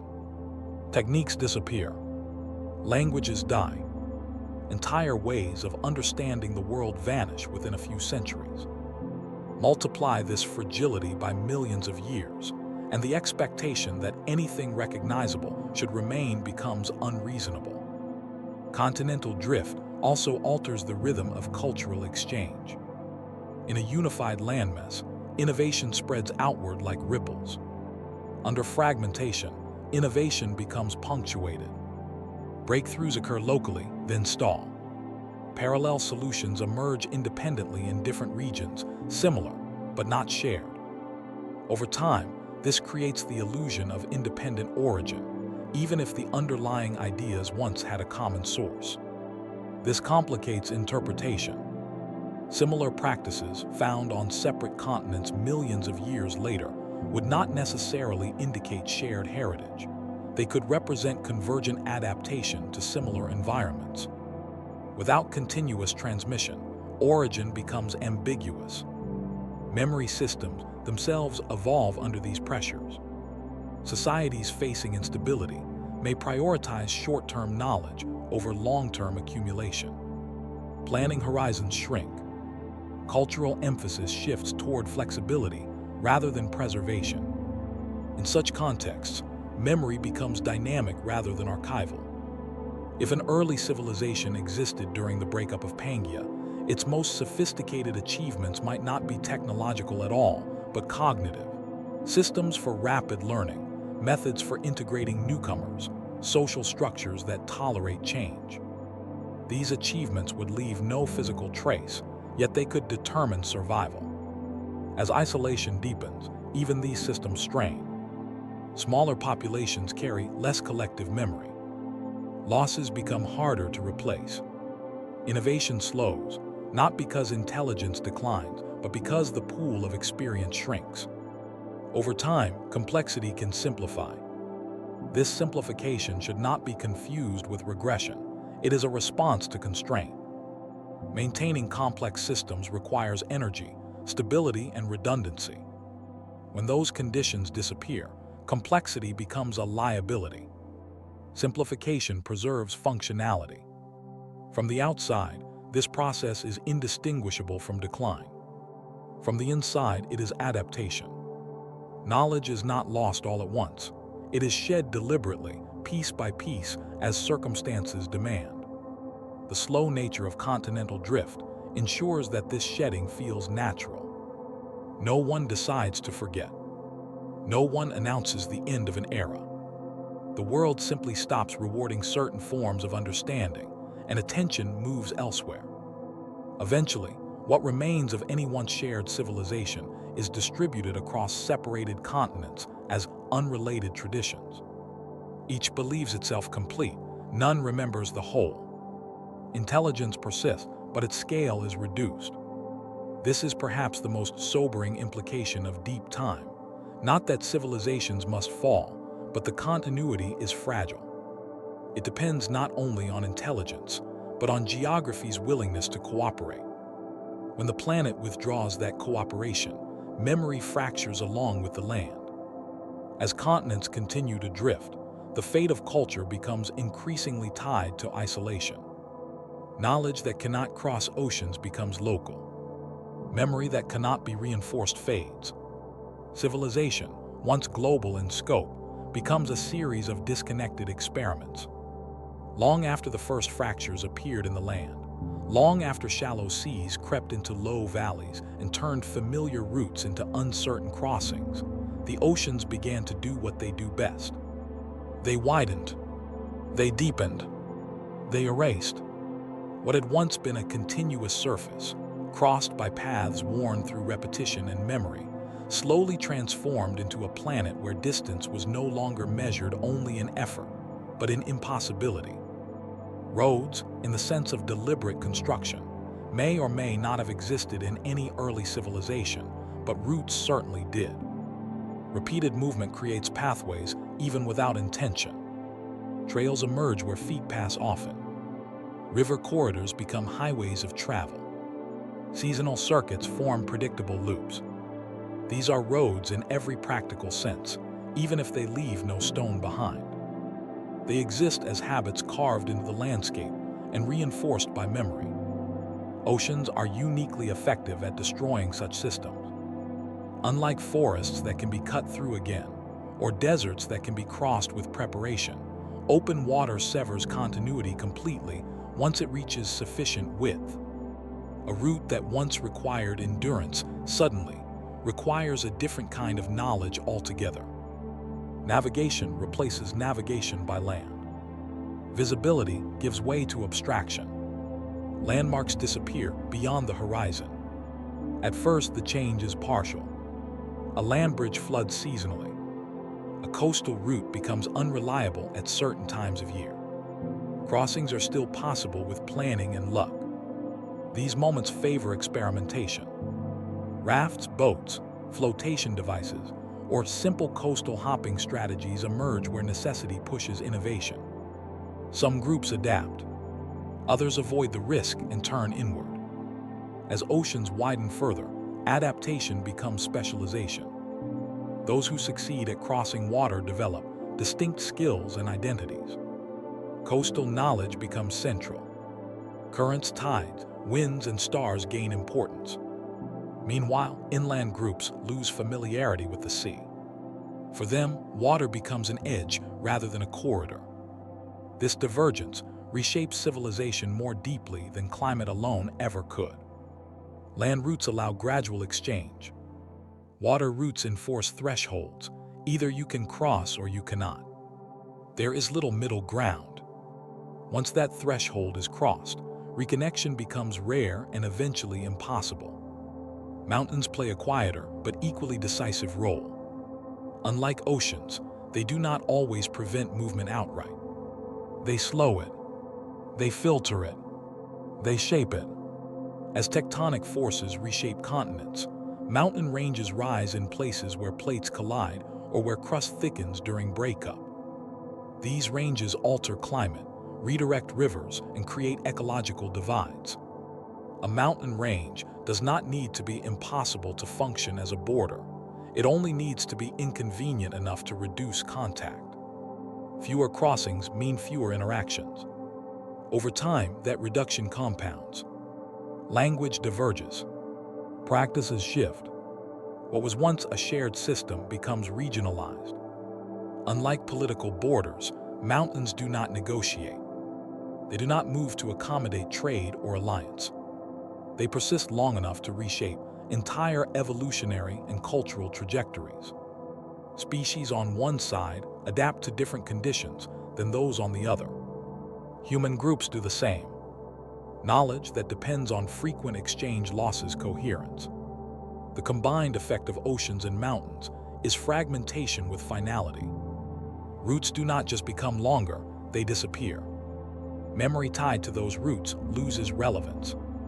Stories of distant places become abstract. Eventually, they fade. This process is slow enough that it feels natural to those living through it. No one declares that the world has become disconnected.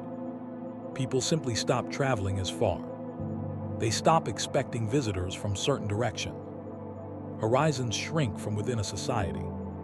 This contraction may even feel stabilizing. Fewer external influences mean fewer disruptions. Local traditions solidify. Identity becomes more clearly defined. But the cost is invisibly high. Loss of redundancy, loss of shared problem solving, loss of access to ideas developed elsewhere. Civilization at scale depends on circulation. Circulation of goods, of people, of knowledge. When oceans erase roads, circulation becomes selective. When mountains become borders, circulation becomes conditional. Over time, scale collapses. What had once been a planet-wide system, if it existed at all, would now function only in fragments. Each fragment might still be intelligent, adaptive, and culturally rich, but none would retain awareness of the larger structure that once connected them. From the geological record, this transition leaves clear markers. Ocean basins open, continental margins form, mountain belts rise. These are dramatic signatures studied in detail. What they do not record is the loss of connection. They do not capture the moment when a journey stopped being attempted or when a shared tradition ceased to be reinforced. Those losses happen in the realm of behavior, not rock. They leave no layer, no fossil, no anomaly easily distinguished from natural variation. Yet their impact on any civilization would be profound. As oceans expand, time itself changes character. Communication delays stretch beyond usefulness. Planning horizons shorten. Coordination across distance becomes impractical. Large-scale projects lose feasibility. Local concerns dominate. Mountains reinforce this inward turn. Valleys become worlds unto themselves. High passes become points of control or avoidance. Even when crossings exist, they funnel interaction through narrow channels, amplifying the effects of disruption when those channels fail. Eventually, the planet reaches a new equilibrium. Continents are separate, oceans are wide, mountain ranges stabilize and erode slowly.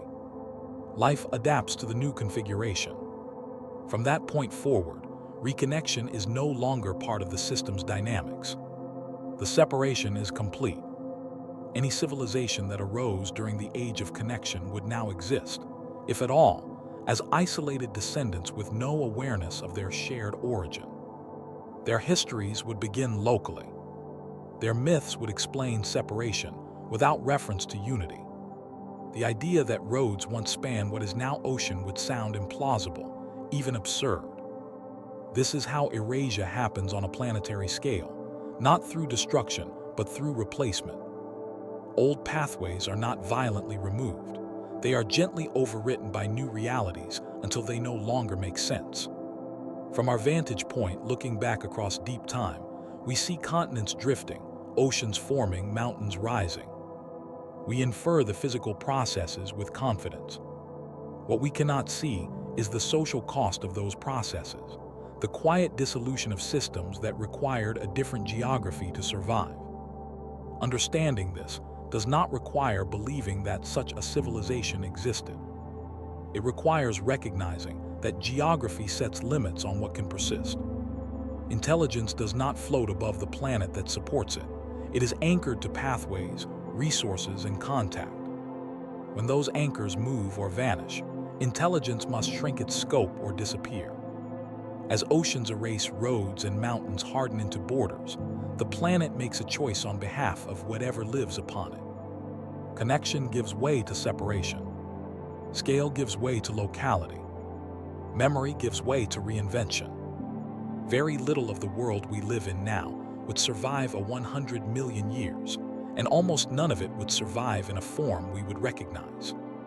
That statement sounds dramatic, but it is simply a description of how the Earth works. The planet is not a storage device. It is a system in constant motion, one that recycles its surface over and over again. When viewed through that lens, the disappearance of evidence stops being mysterious and starts becoming inevitable.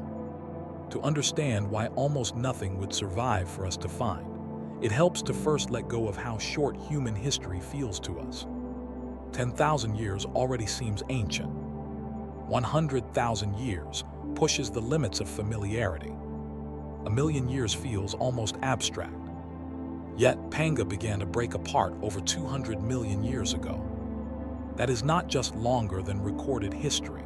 It is longer than the entire existence of our species by several orders of magnitude. Over such span, the rules change. The most important rule is that the Earth actively destroys its own surface. Continental crust is not immortal. It cracks, bends, erodes, subducts, melts, and reforms. Oceanic crust is even more temporary. None of the seafloor we see today is older than about 200 million years because it is constantly being created at mid-ocean ridges and consumed at subduction zones. Anything that once existed on older ocean floors is simply gone. Even continental surfaces, which last longer, are not safe. Erosion alone is enough to erase almost any structure given enough time. Wind, water, ice, and chemical weathering grind mountains into sediment. Rivers carry that sediment away, spreading it across floodplains and into oceans. Over millions of years, entire mountain ranges vanish, reduced to flat landscapes that later rise again in different forms. A city built of stone might survive a few thousand years if abandoned. Given tens of thousands, it would crumble into rubble. Given hundreds of thousands, that rubble would be dispersed. Given millions, it would be buried, altered, or destroyed entirely. Given hundreds of millions, it would not exist in any meaningful sense at all. Its atoms would still be part of the Earth, but rearranged beyond recognition. Burial does not guarantee preservation. Sediments are compacted under pressure, heated, and chemically altered. Rocks metamorphose, original textures disappear, distinct shapes blur. Even fossils, which feel like miracles when they are found, represent an extraordinarily small fraction of what once lived. The conditions required for fossilization are narrow, and even fossils that do form are often destroyed later by tectonic processes. Now consider materials commonly associated with civilization. Wood rots. Fibers decay. Leather, hide, and plant-based materials vanish quickly unless preserved in exceptional conditions. Metals corrode. Even relatively stable metal, like copper, oxidize and disperse. Iron rusts aggressively. Over deep time, metal artifacts break down into minerals indistinguishable from naturally occurring ones. Stone tools fare better, but only marginally. Stone survives, but context does not. A shaped tool is meaningful only if it can be distinguished from naturally fractured rock. Over millions of years, edges wear down. Surfaces are aerated. Pieces are transported, mixed, broken, and redeposited. Without context, intention becomes impossible to prove. Even if an artifact survived physically, recognizing it would be another challenge entirely. Archaeology relies on patterns, repeated shapes, associated materials, stratigraphic context. In deep time, those patterns are scrambled. Layers are folded, overturned, eroded, and reassembled. What was once a clear sequence becomes a geological puzzle, with most of the pieces missing. Fire, often cited as a key indicator of intelligence, also fails to leave clear long-term traces. Charcoal can persist, but it is common in the geological record due to natural wildfires. Differentiating intentional fire use from natural burning requires patterns that are consistent and contextual. Over hundreds of millions of years, those patterns dissolve into background noise. Agriculture, if it existed, would leave subtle ecological signatures rather than obvious ruins. Changes in pollen distribution, altered species composition, modified soils. Yet all of these can also result from natural climate change, tectonic uplift, or volcanic activity. Separating intentional influence from natural processes becomes increasingly speculative as time stretches. Large-scale environmental modification like deforestation or irrigation would likewise blur. Forests regrow, rivers change course, sediments redistribute. What looks like deliberate alteration on short time scales becomes indistinguishable from natural landscape evolution on long ones. Even something as striking as mining would not guarantee recognition. Mines collapse. Tunnels fill with sediment. Excavated material erodes and spreads. Chemical signatures disperse. Given enough time, a mine becomes just another irregularity in the rock record, easily attributed to natural variation. One might imagine that intelligence would leave behind something unmistakable, something too precise or too complex to be natural. But nature produces extraordinary complexity on its own. Crystals form perfect geometries. Biological processes create intricate structures. Geological formations can appear artificial at first glance. The standard for proving intentionality becomes extremely high, and rightly so. Another important factor is scale. A civilization that existed before the breakup of Pangea would not necessarily cover the entire supercontinent uniformly. Even human civilization today, with billions of people, occupies only a fraction of the planet intensively. Vast regions remain lightly touched. An earlier civilization, especially one adapted to stability and balance rather than expansion, might leave an even smaller footprint. That footprint would then be subjected to the most violent reshaping the planet has to offer. Continental breakup is not gentle over deep time. It involves massive volcanism, faulting, uplift, and subsidence. Regions are stretched thin, flooded, or buried under kiln of lava flows. The Central Atlantic magmatic province, associated with Pangea's breakup, covered millions of square kiln with basalt. Anything on the surface, beneath those flows would be obliterated. Subduction zones add another layer of erasure. Entire sections of continental margin are dragged into the mantle, where heat and pressure destroy all surface features. No artifact, no structure, no fossil survives that journey. It is not buried, it is unmade. Even areas that avoid subduction are not safe. Eostatic rebound lifts regions that were once buried, exposing them to erosion. Others sink and accumulate sediment, compressing and altering whatever lies beneath. Over time, the surface we see becomes a patchwork assembled from fragments of different ages, with enormous gaps between them. This means that preservation is not just unlikely, it is selective in ways that bias what we can ever know. What survives tends to be simple, hard, and chemically stable. Complex systems, social structures, and behaviors leave almost nothing behind. This is why the fossil record contains abundant shells and bones, but almost no trace of soft-bodied organisms. It is why entire ecosystems can vanish without clear explanation. It is why even recent geological events can be difficult to reconstruct with confidence. Human intuition struggles with this because we live on a planet that feels solid and reliable. We build on bedrock and expect it to stay where it is. But the bedrock itself is temporary. It just moves on a time scale that feels slow to us. When imagining a lost civilization, people often ask why we have not found its ruins. The more appropriate question is why we would expect to. The conditions required to preserve recognizable ruins for hundreds of millions of years are so specific and so rare that expecting them becomes unreasonable. Even if such a civilization left behind something truly distinctive, the odds that it would survive every destructive process, remain accessible, and be correctly interpreted by a later species are vanishingly small. Each requirement multiplies the improbability. Interpretation is especially important. Finding something unusual is not the same as recognizing it as evidence of intelligence. Geology is full of oddities. Without clear context, unusual formations are explained through natural processes, because natural processes are known to produce extraordinary variety. Science is cautious by necessity. It demands evidence that can withstand scrutiny. In deep time, evidence degrades faster than standards relax. This creates a gap between what might have existed and what can be demonstrated.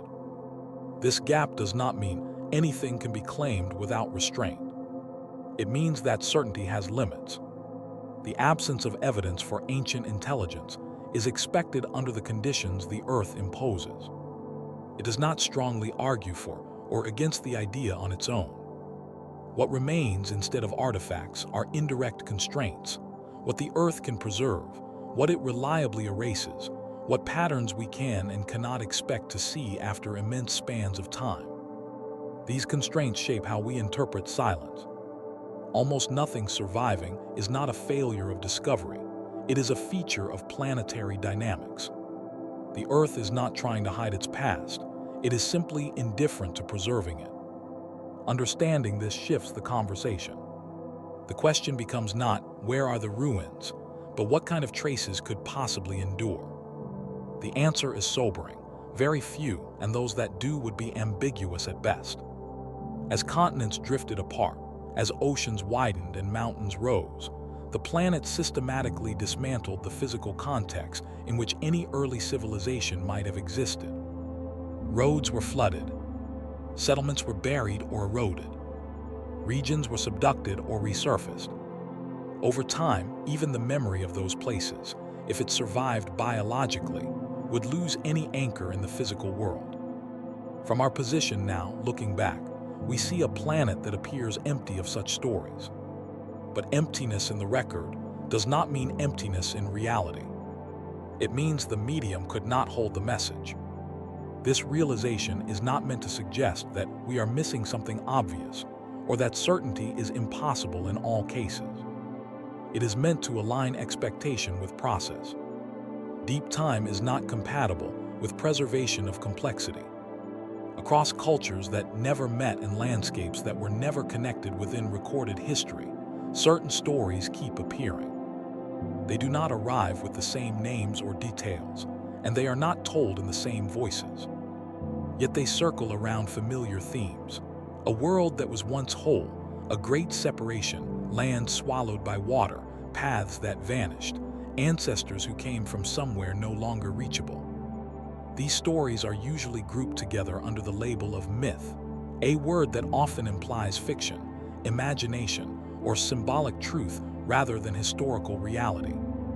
But myth is not simply invention. It is memory that has lost its original frame of reference. When physical evidence disappears, memory does not vanish instantly. It changes form. Knowledge that can no longer be verified against the landscape stops being technical and becomes narrative. Practical instructions turn into stories. Observations become symbols. Over long spans of time, meaning survives even when mechanism is forgotten. This is how echoes form, not as records of specific events, but as impressions carried forward through generations. Deep time stretches those echoes thin. With each retelling, details are simplified, localized, adapted to new environments. A story that once described a slow encroachment of the sea over lands becomes, generations later, a sudden flood sent by gods or fate.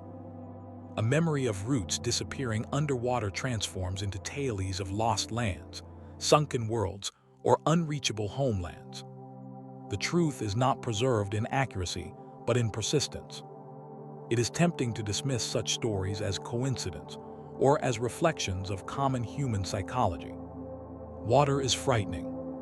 Separation is painful. Loss invites explanation. All of this is true. Yet the sheer consistency of certain motifs appearing independently across distant cultures suggests that something deeper is at work. Not a single event remembered perfectly, but a shared pattern of experience repeated across different regions as the planet itself changed. If a civilization existed during the breakup of Pangea, its experience of separation would not be a single catastrophe. It would be an ongoing process, unfolding over thousands of generations. No one would remember the beginning. No one would live to see the end.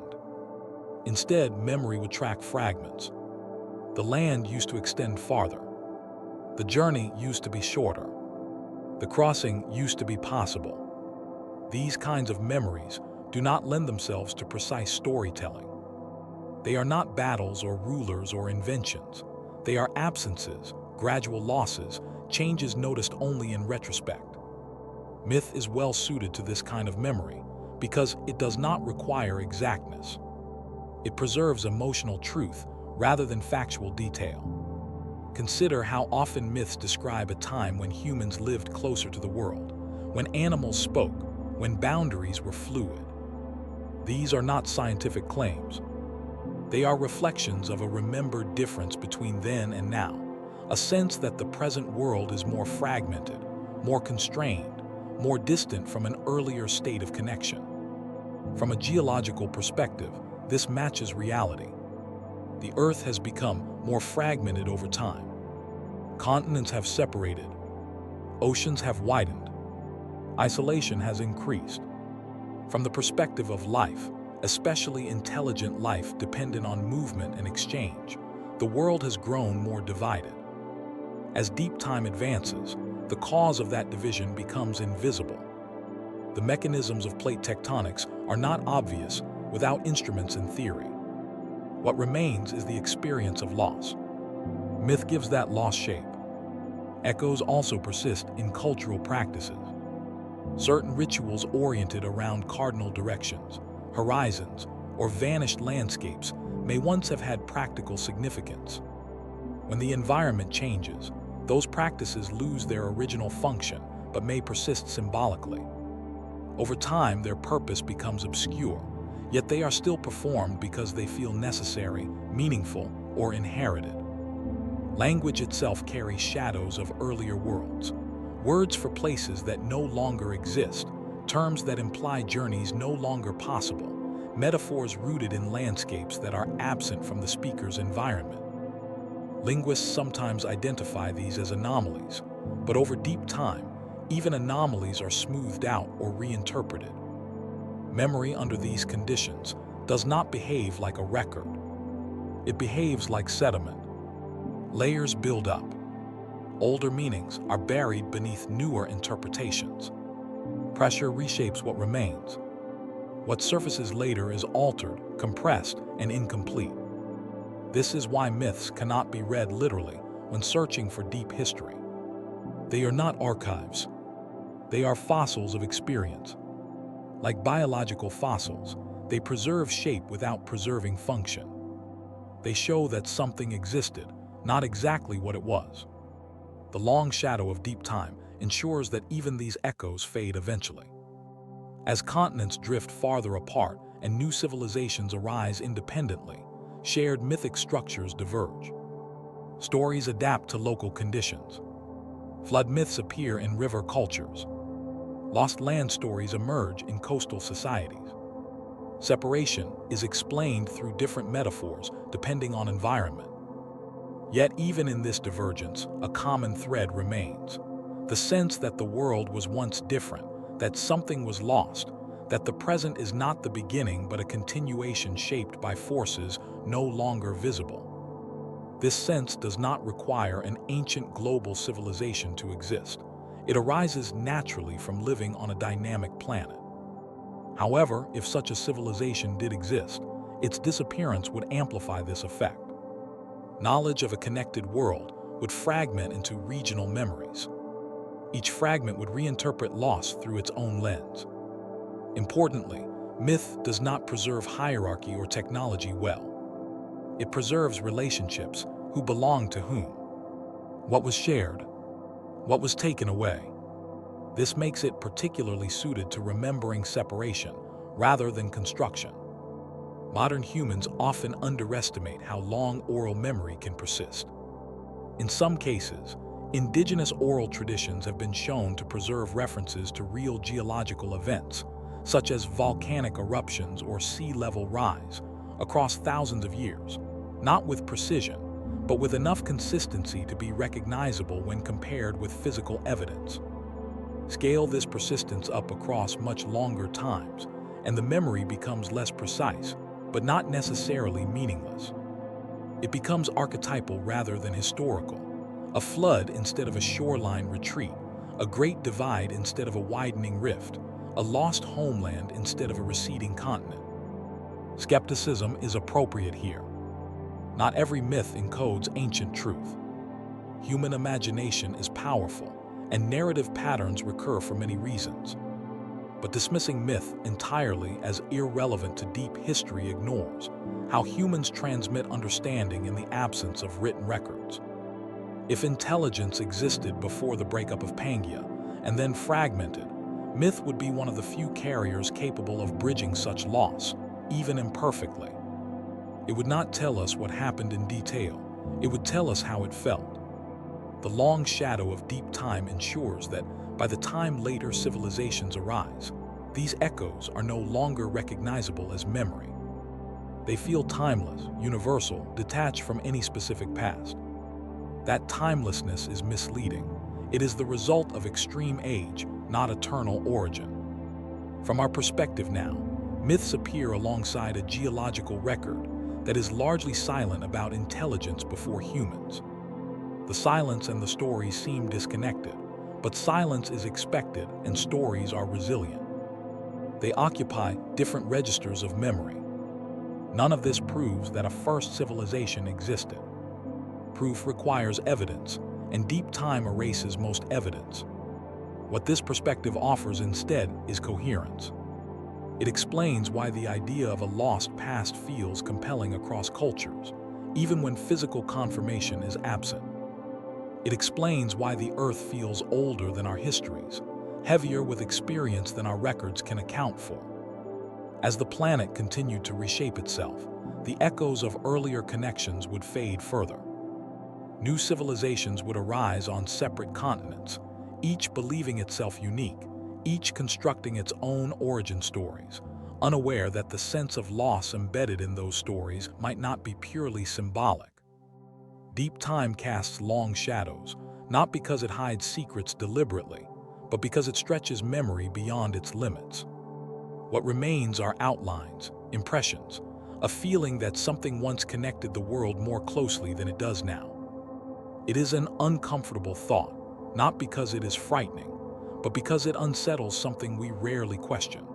The idea that humanity might not be the first intelligence to organize itself at scale on this planet challenges the quiet assumption that our story begins at the beginning. We tend to see ourselves as pioneers standing at the edge of a blank past, with nothing behind us but simple life slowly crawling forward until it finally reached us. Yet the Earth's history does not resemble a straight path. It looks more like a series of experiments, most of them ending quietly without ceremony and without leaving instructions for what comes next. If humanity is a second attempt or a later attempt, then we did not inherit a pristine world. We arrived on a planet already shaped by processes far older than our species, processes that had already tested complexity, connection, and collapse in ways we cannot fully reconstruct. By the time humans began spreading across the continents, the Earth had already broken itself apart, stitched itself back together in different forms, and erased most traces of what came before. Whatever intelligence may have existed earlier, if any, would not have left us a warning or a guide. We would be learning everything again from scratch without knowing it. This lack of awareness is not a failure of perception. It is a consequence of scale. Humans evolved in a world where the continents were already separate, where oceans felt eternal, where mountains appeared fixed, and where the ground beneath our feet seemed stable enough to build on indefinitely. Our sense of permanence is shaped by the stability of the holy, a brief window of relative calm in an otherwise restless planetary history. Within that window, agriculture became viable. Settlements expanded. Writing emerged. Memory externalized itself into objects. Civilization, as we recognize it, took shape. From within this experience, it feels natural to assume that no one else reached this point before us. We look backward and see no cities older than a certain age, no machines buried in ancient rock, no inscriptions predating known history. But this expectation rests on a misunderstanding of what deep time does to evidence. It assumes that success must announce itself loudly and permanently. It assumes that intelligence inevitably leads to domination of the landscape in ways that cannot be erased. Yet our own civilization, if stripped of its ongoing maintenance, would not survive long in recognizable form. Cities collapse within centuries. Infrastructure decays within decades. Left alone, even our most impressive constructions would be swallowed by vegetation, eroded by weather, and eventually reduced to sediment. Extend that process across tens or hundreds of millions of years, and almost nothing remains that could be confidently identified as intentional. If an earlier civilization existed, its disappearance would not require a dramatic ending. It would not need to be wiped out by an asteroid or global fire. It could simply be overtaken by the same forces that now challenge us: climate change, geographic fragmentation, loss of connectivity, environmental shifts that outpace adaptation. In that sense, the Earth does not need to be hostile to intelligence. It only needs to remain indifferent. Humanity's rise, then, would not represent the culmination of a linear progression, but the reopening of a possibility. Intelligence emerges when conditions allow it. It organizes itself when stability permits. It expands when connectivity supports it, and it fragments when those supports fail. None of this requires intent or destiny. It is a pattern that can repeat. What makes the idea of a second attempt unsettling is not the possibility of predecessors, but the implication that success is temporary by default.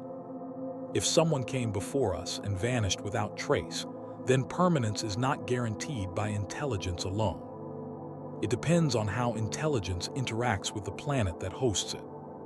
Humans often speak of mastering nature, but in reality, we operate within narrow margins defined by climate, geography, and energy availability.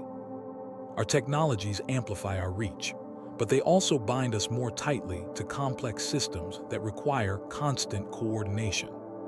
The more interconnected we become, the more vulnerable we are to disruption.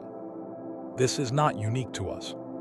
Any civilization that grows beyond local scale faces the same trade-off. If a previous intelligence learned this lesson and chose restraint over expansion, it might leave even fewer traces. A civilization that avoids large-scale extraction monumental construction, and irreversible landscape modification would be nearly invisible in the deep past. Its success would be measured in longevity rather than imprint. From our perspective, such success would look like absence. Alternatively, a civilization might expand, fragment, and simplify over time as the planet reshaped itself. By the time humans arrived, only scattered descendants might remain, biologically or behaviorally altered beyond recognition. Intelligence could recede rather than vanish outright, returning to forms that leave little trace. This raises a difficult question about our own position. Are we aware of the conditions that support our civilization, or do we mistake them for constants? Oceans feel permanent. Continents feel stable. Climate feels predictable. Yet all of these are temporary states in a much longer cycle. The same processes that broke Pangea apart are still operating today, just at speeds that fall below our daily perception. Humanity's global civilization depends on connectivity, trade routes, communication networks, shared standards, collective knowledge. These are our equivalents of the land bridges and routes that once connected a unified world. We assume they will persist because they have persisted throughout our recorded history. But recorded history is short. If connectivity breaks, not abruptly but gradually through climate stress, resource depletion, or geopolitical fragmentation, our systems could simplify without a clear moment of collapse. Knowledge would localize, technology would diverge, global coordination would weaken. Intelligence would persist, but at reduced scale. Seen this way, humanity does not stand apart from hypothetical predecessors. We follow the same constraints. We are not special because we are intelligent. We are subject to the same planetary processes that would have shaped any earlier attempt. The most striking similarity would be unawareness. If an earlier civilization existed, it likely did not know it was early. It would not see itself as a trial run. It would experience its world as complete, stable enough, and open-ended. Only in retrospect would its place in deep time become apparent, and retrospection requires survivors. Humanity, too, does not experience itself as temporary. We plan in decades, sometimes centuries, rarely longer. Our institutions struggle to account for time scales beyond immediate relevance. Yet the Earth operates on time scales that render our longest plans brief. The absence of inherited knowledge from a previous civilization would not be surprising. Even if such knowledge existed, it would require continuity to survive. Writing alone is insufficient without readers. Monuments alone are meaningless without context. Technologies alone decay without maintenance. Memory requires an unbroken chain of transmission. And continental drift is exceptionally good at breaking chains. If humanity is unaware of the first attempt, it is because awareness itself could not survive the transition. The planet did not preserve it, not out of malice, but because preservation is not its function. This does not mean that humanity is doomed to repeat the same outcome. Repetition does not imply inevitability, it implies constraint. Understanding those constraints is the only way to respond differently. Whether we can or will is an open question. Thinking of humanity as a second attempt reframes progress. Instead of seeing ourselves at the top of a ladder, we might see ourselves on a platform temporarily supported by conditions we did not create and cannot control indefinitely. This perspective does not diminish our achievements, it contextualizes them. It also changes how we interpret silence. The lack of evidence for prior intelligence stops being proof of uniqueness and becomes a reminder of how thoroughly the Earth edits its past. Silence is not emptiness, it is compression. If intelligence has arisen more than once, then the Earth is not waiting for a single perfect outcome. It is exploring possibilities. Some last longer than others. None are guaranteed permanence. Humanity's challenge, then, is not to assume primacy, but to recognize fragility, to understand that civilization is not an end point, but a phase. a phase that depends on geography, climate, energy, and connection remaining within certain bounds. We are currently reshaping the planet faster than any natural process has in millions of years. We may be testing those bounds again. Whether this leads to persistence, fragmentation, or disappearance is not written yet. What is clear is that awareness alone does not protect against the forces that shape deep time. If we are a second attempt unaware of the first, then the most important question is not who came before us, but what conditions allowed us to arise at all. Because those conditions are changing, and they will continue to change long after any single generation is gone. Beneath every landscape we recognize, there is another one folded away, compressed, altered, and largely inaccessible, yet not entirely gone. The Earth does not remember in the way minds do. It does not recall events, tell stories, or preserve meaning. What it does instead is record pressure, chemistry, movement, and time.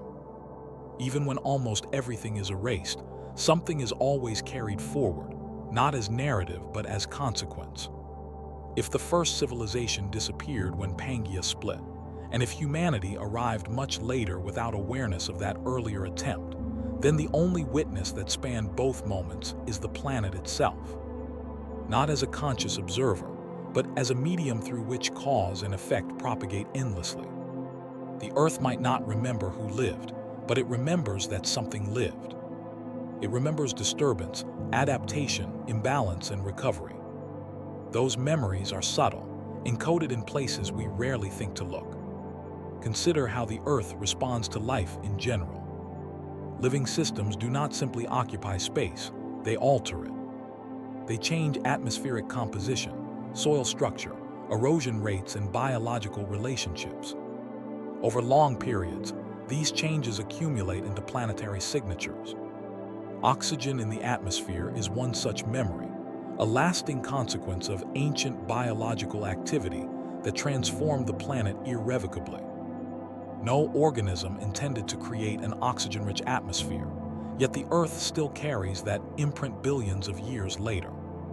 If an early intelligent civilization existed, its presence would not be remembered as cities or machines, but as shifts layered at top natural processes.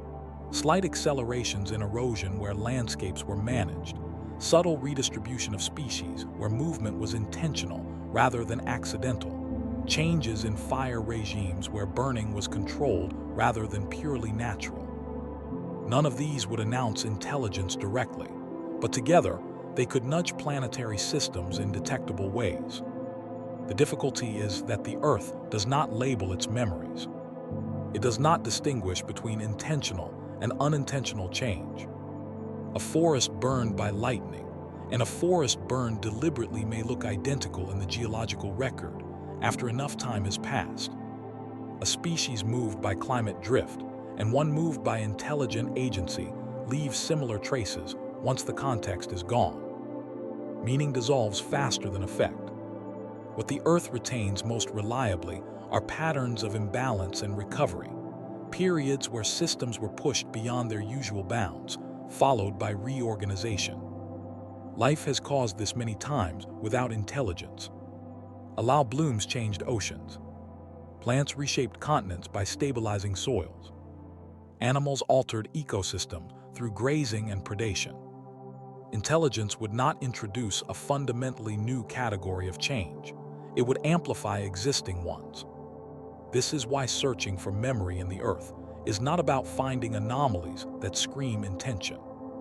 It is about noticing cumulative effects that seem slightly out of proportion to known drivers, yet still explainable without invoking anything extraordinary. The planet remembers by exaggeration, not by inscription. There is also memory in absence. When something disappears completely, it leaves behind a vacancy that other processes fill. Extinctions create openings. Fragmentation reshapes evolutionary paths. A civilization that vanished during continental breakup would leave behind ecological and cultural voids that subsequent life would inhabit without awareness of what came before. The Earth would remember not the thing itself, but the reshaping caused by its removal. This kind of memory is frustratingly indirect. It does not allow for clear reconstruction. It allows only inference. Scientists already work this way when reconstructing ancient climates or ecosystems.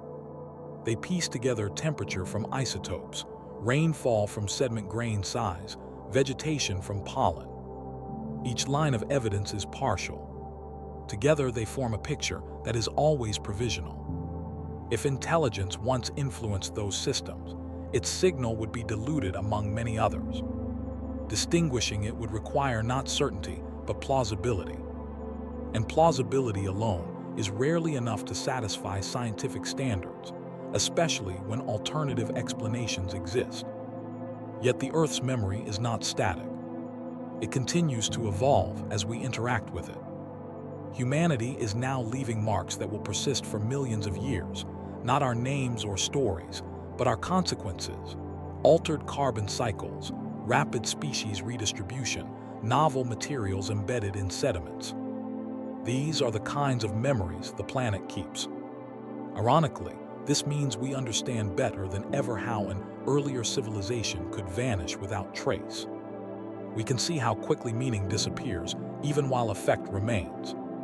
A future intelligence looking back at our era through rock layers might detect a brief disruption, a spike, a reorganization. Whether it would interpret that as intelligence is uncertain. What the Earth might still remember, even if we don't, is not a narrative of rise and fall, but a rhythm. Periods of increasing complexity followed by fragmentation, expansion followed by constraint, connection followed by isolation. These rhythms recur because they are driven by planetary dynamics, not by the intentions of those living on the surface. Continental drift enforces separation. Climate oscillations enforce adaptation. Resource distribution enforces movement. These forces shape life regardless of intelligence. Intelligence does not escape them, it only responds within them. From this perspective, humanity is not unique in facing a forgetting planet. We are simply conscious of it in ways earlier intelligences may not have been. That awareness does not grant immunity. It grants responsibility and perhaps humility. The Earth will continue to remember in its own way, long after our records are gone. Long after languages vanish, long after cities erode, it will carry forward the consequences of what lived here, smoothing them, blending them, integrating them into whatever comes next. There is a quiet comfort in this, not because it promises preservation, but because it places us within a continuity that does not depend on being remembered. Life participates, it alters the system. The system responds. Nothing is truly wasted, even when nothing is retained in recognizable form. If there was a first civilization, its greatest legacy would not be a ruin waiting to be found. It would be the fact that the planet was capable of supporting such complexity at all. That possibility, once realized, does not vanish. It reappears when conditions allow. Humanity's existence is evidence of that capacity, regardless of what came before. We are not proof of uniqueness, we are proof of recurrence. The Earth remembers recurrence. It remembers that complexity can arise, that connection can form, that fragmentation can undo it, and that, given time, the cycle can begin again. When we imagine the deep past, it is tempting to seek closure, to want a definitive answer about whether anyone came before us. But deep time does not offer closure.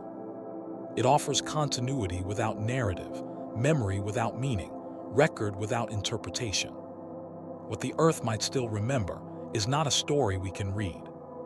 It is a pattern we are living inside of. Whether we recognize it or not, we are part of the same long experiment, shaped by the same forces, moving toward outcomes we cannot fully predict. The planet will not judge this attempt against the last. It will not compare successes or failures. It will simply continue carrying forward whatever effects remain, discarding whatever cannot persist. In that sense, the Earth does not forget us. It transforms us. And long after our own memories fade, something of what we did, how we lived, and how we interacted with this moving world will remain embedded in the slow, patient processes that outlast all stories. Not as evidence waiting to be found, but as consequence already unfolding, folded into the future of a planet that has always been less concerned with who remembers than with what continues.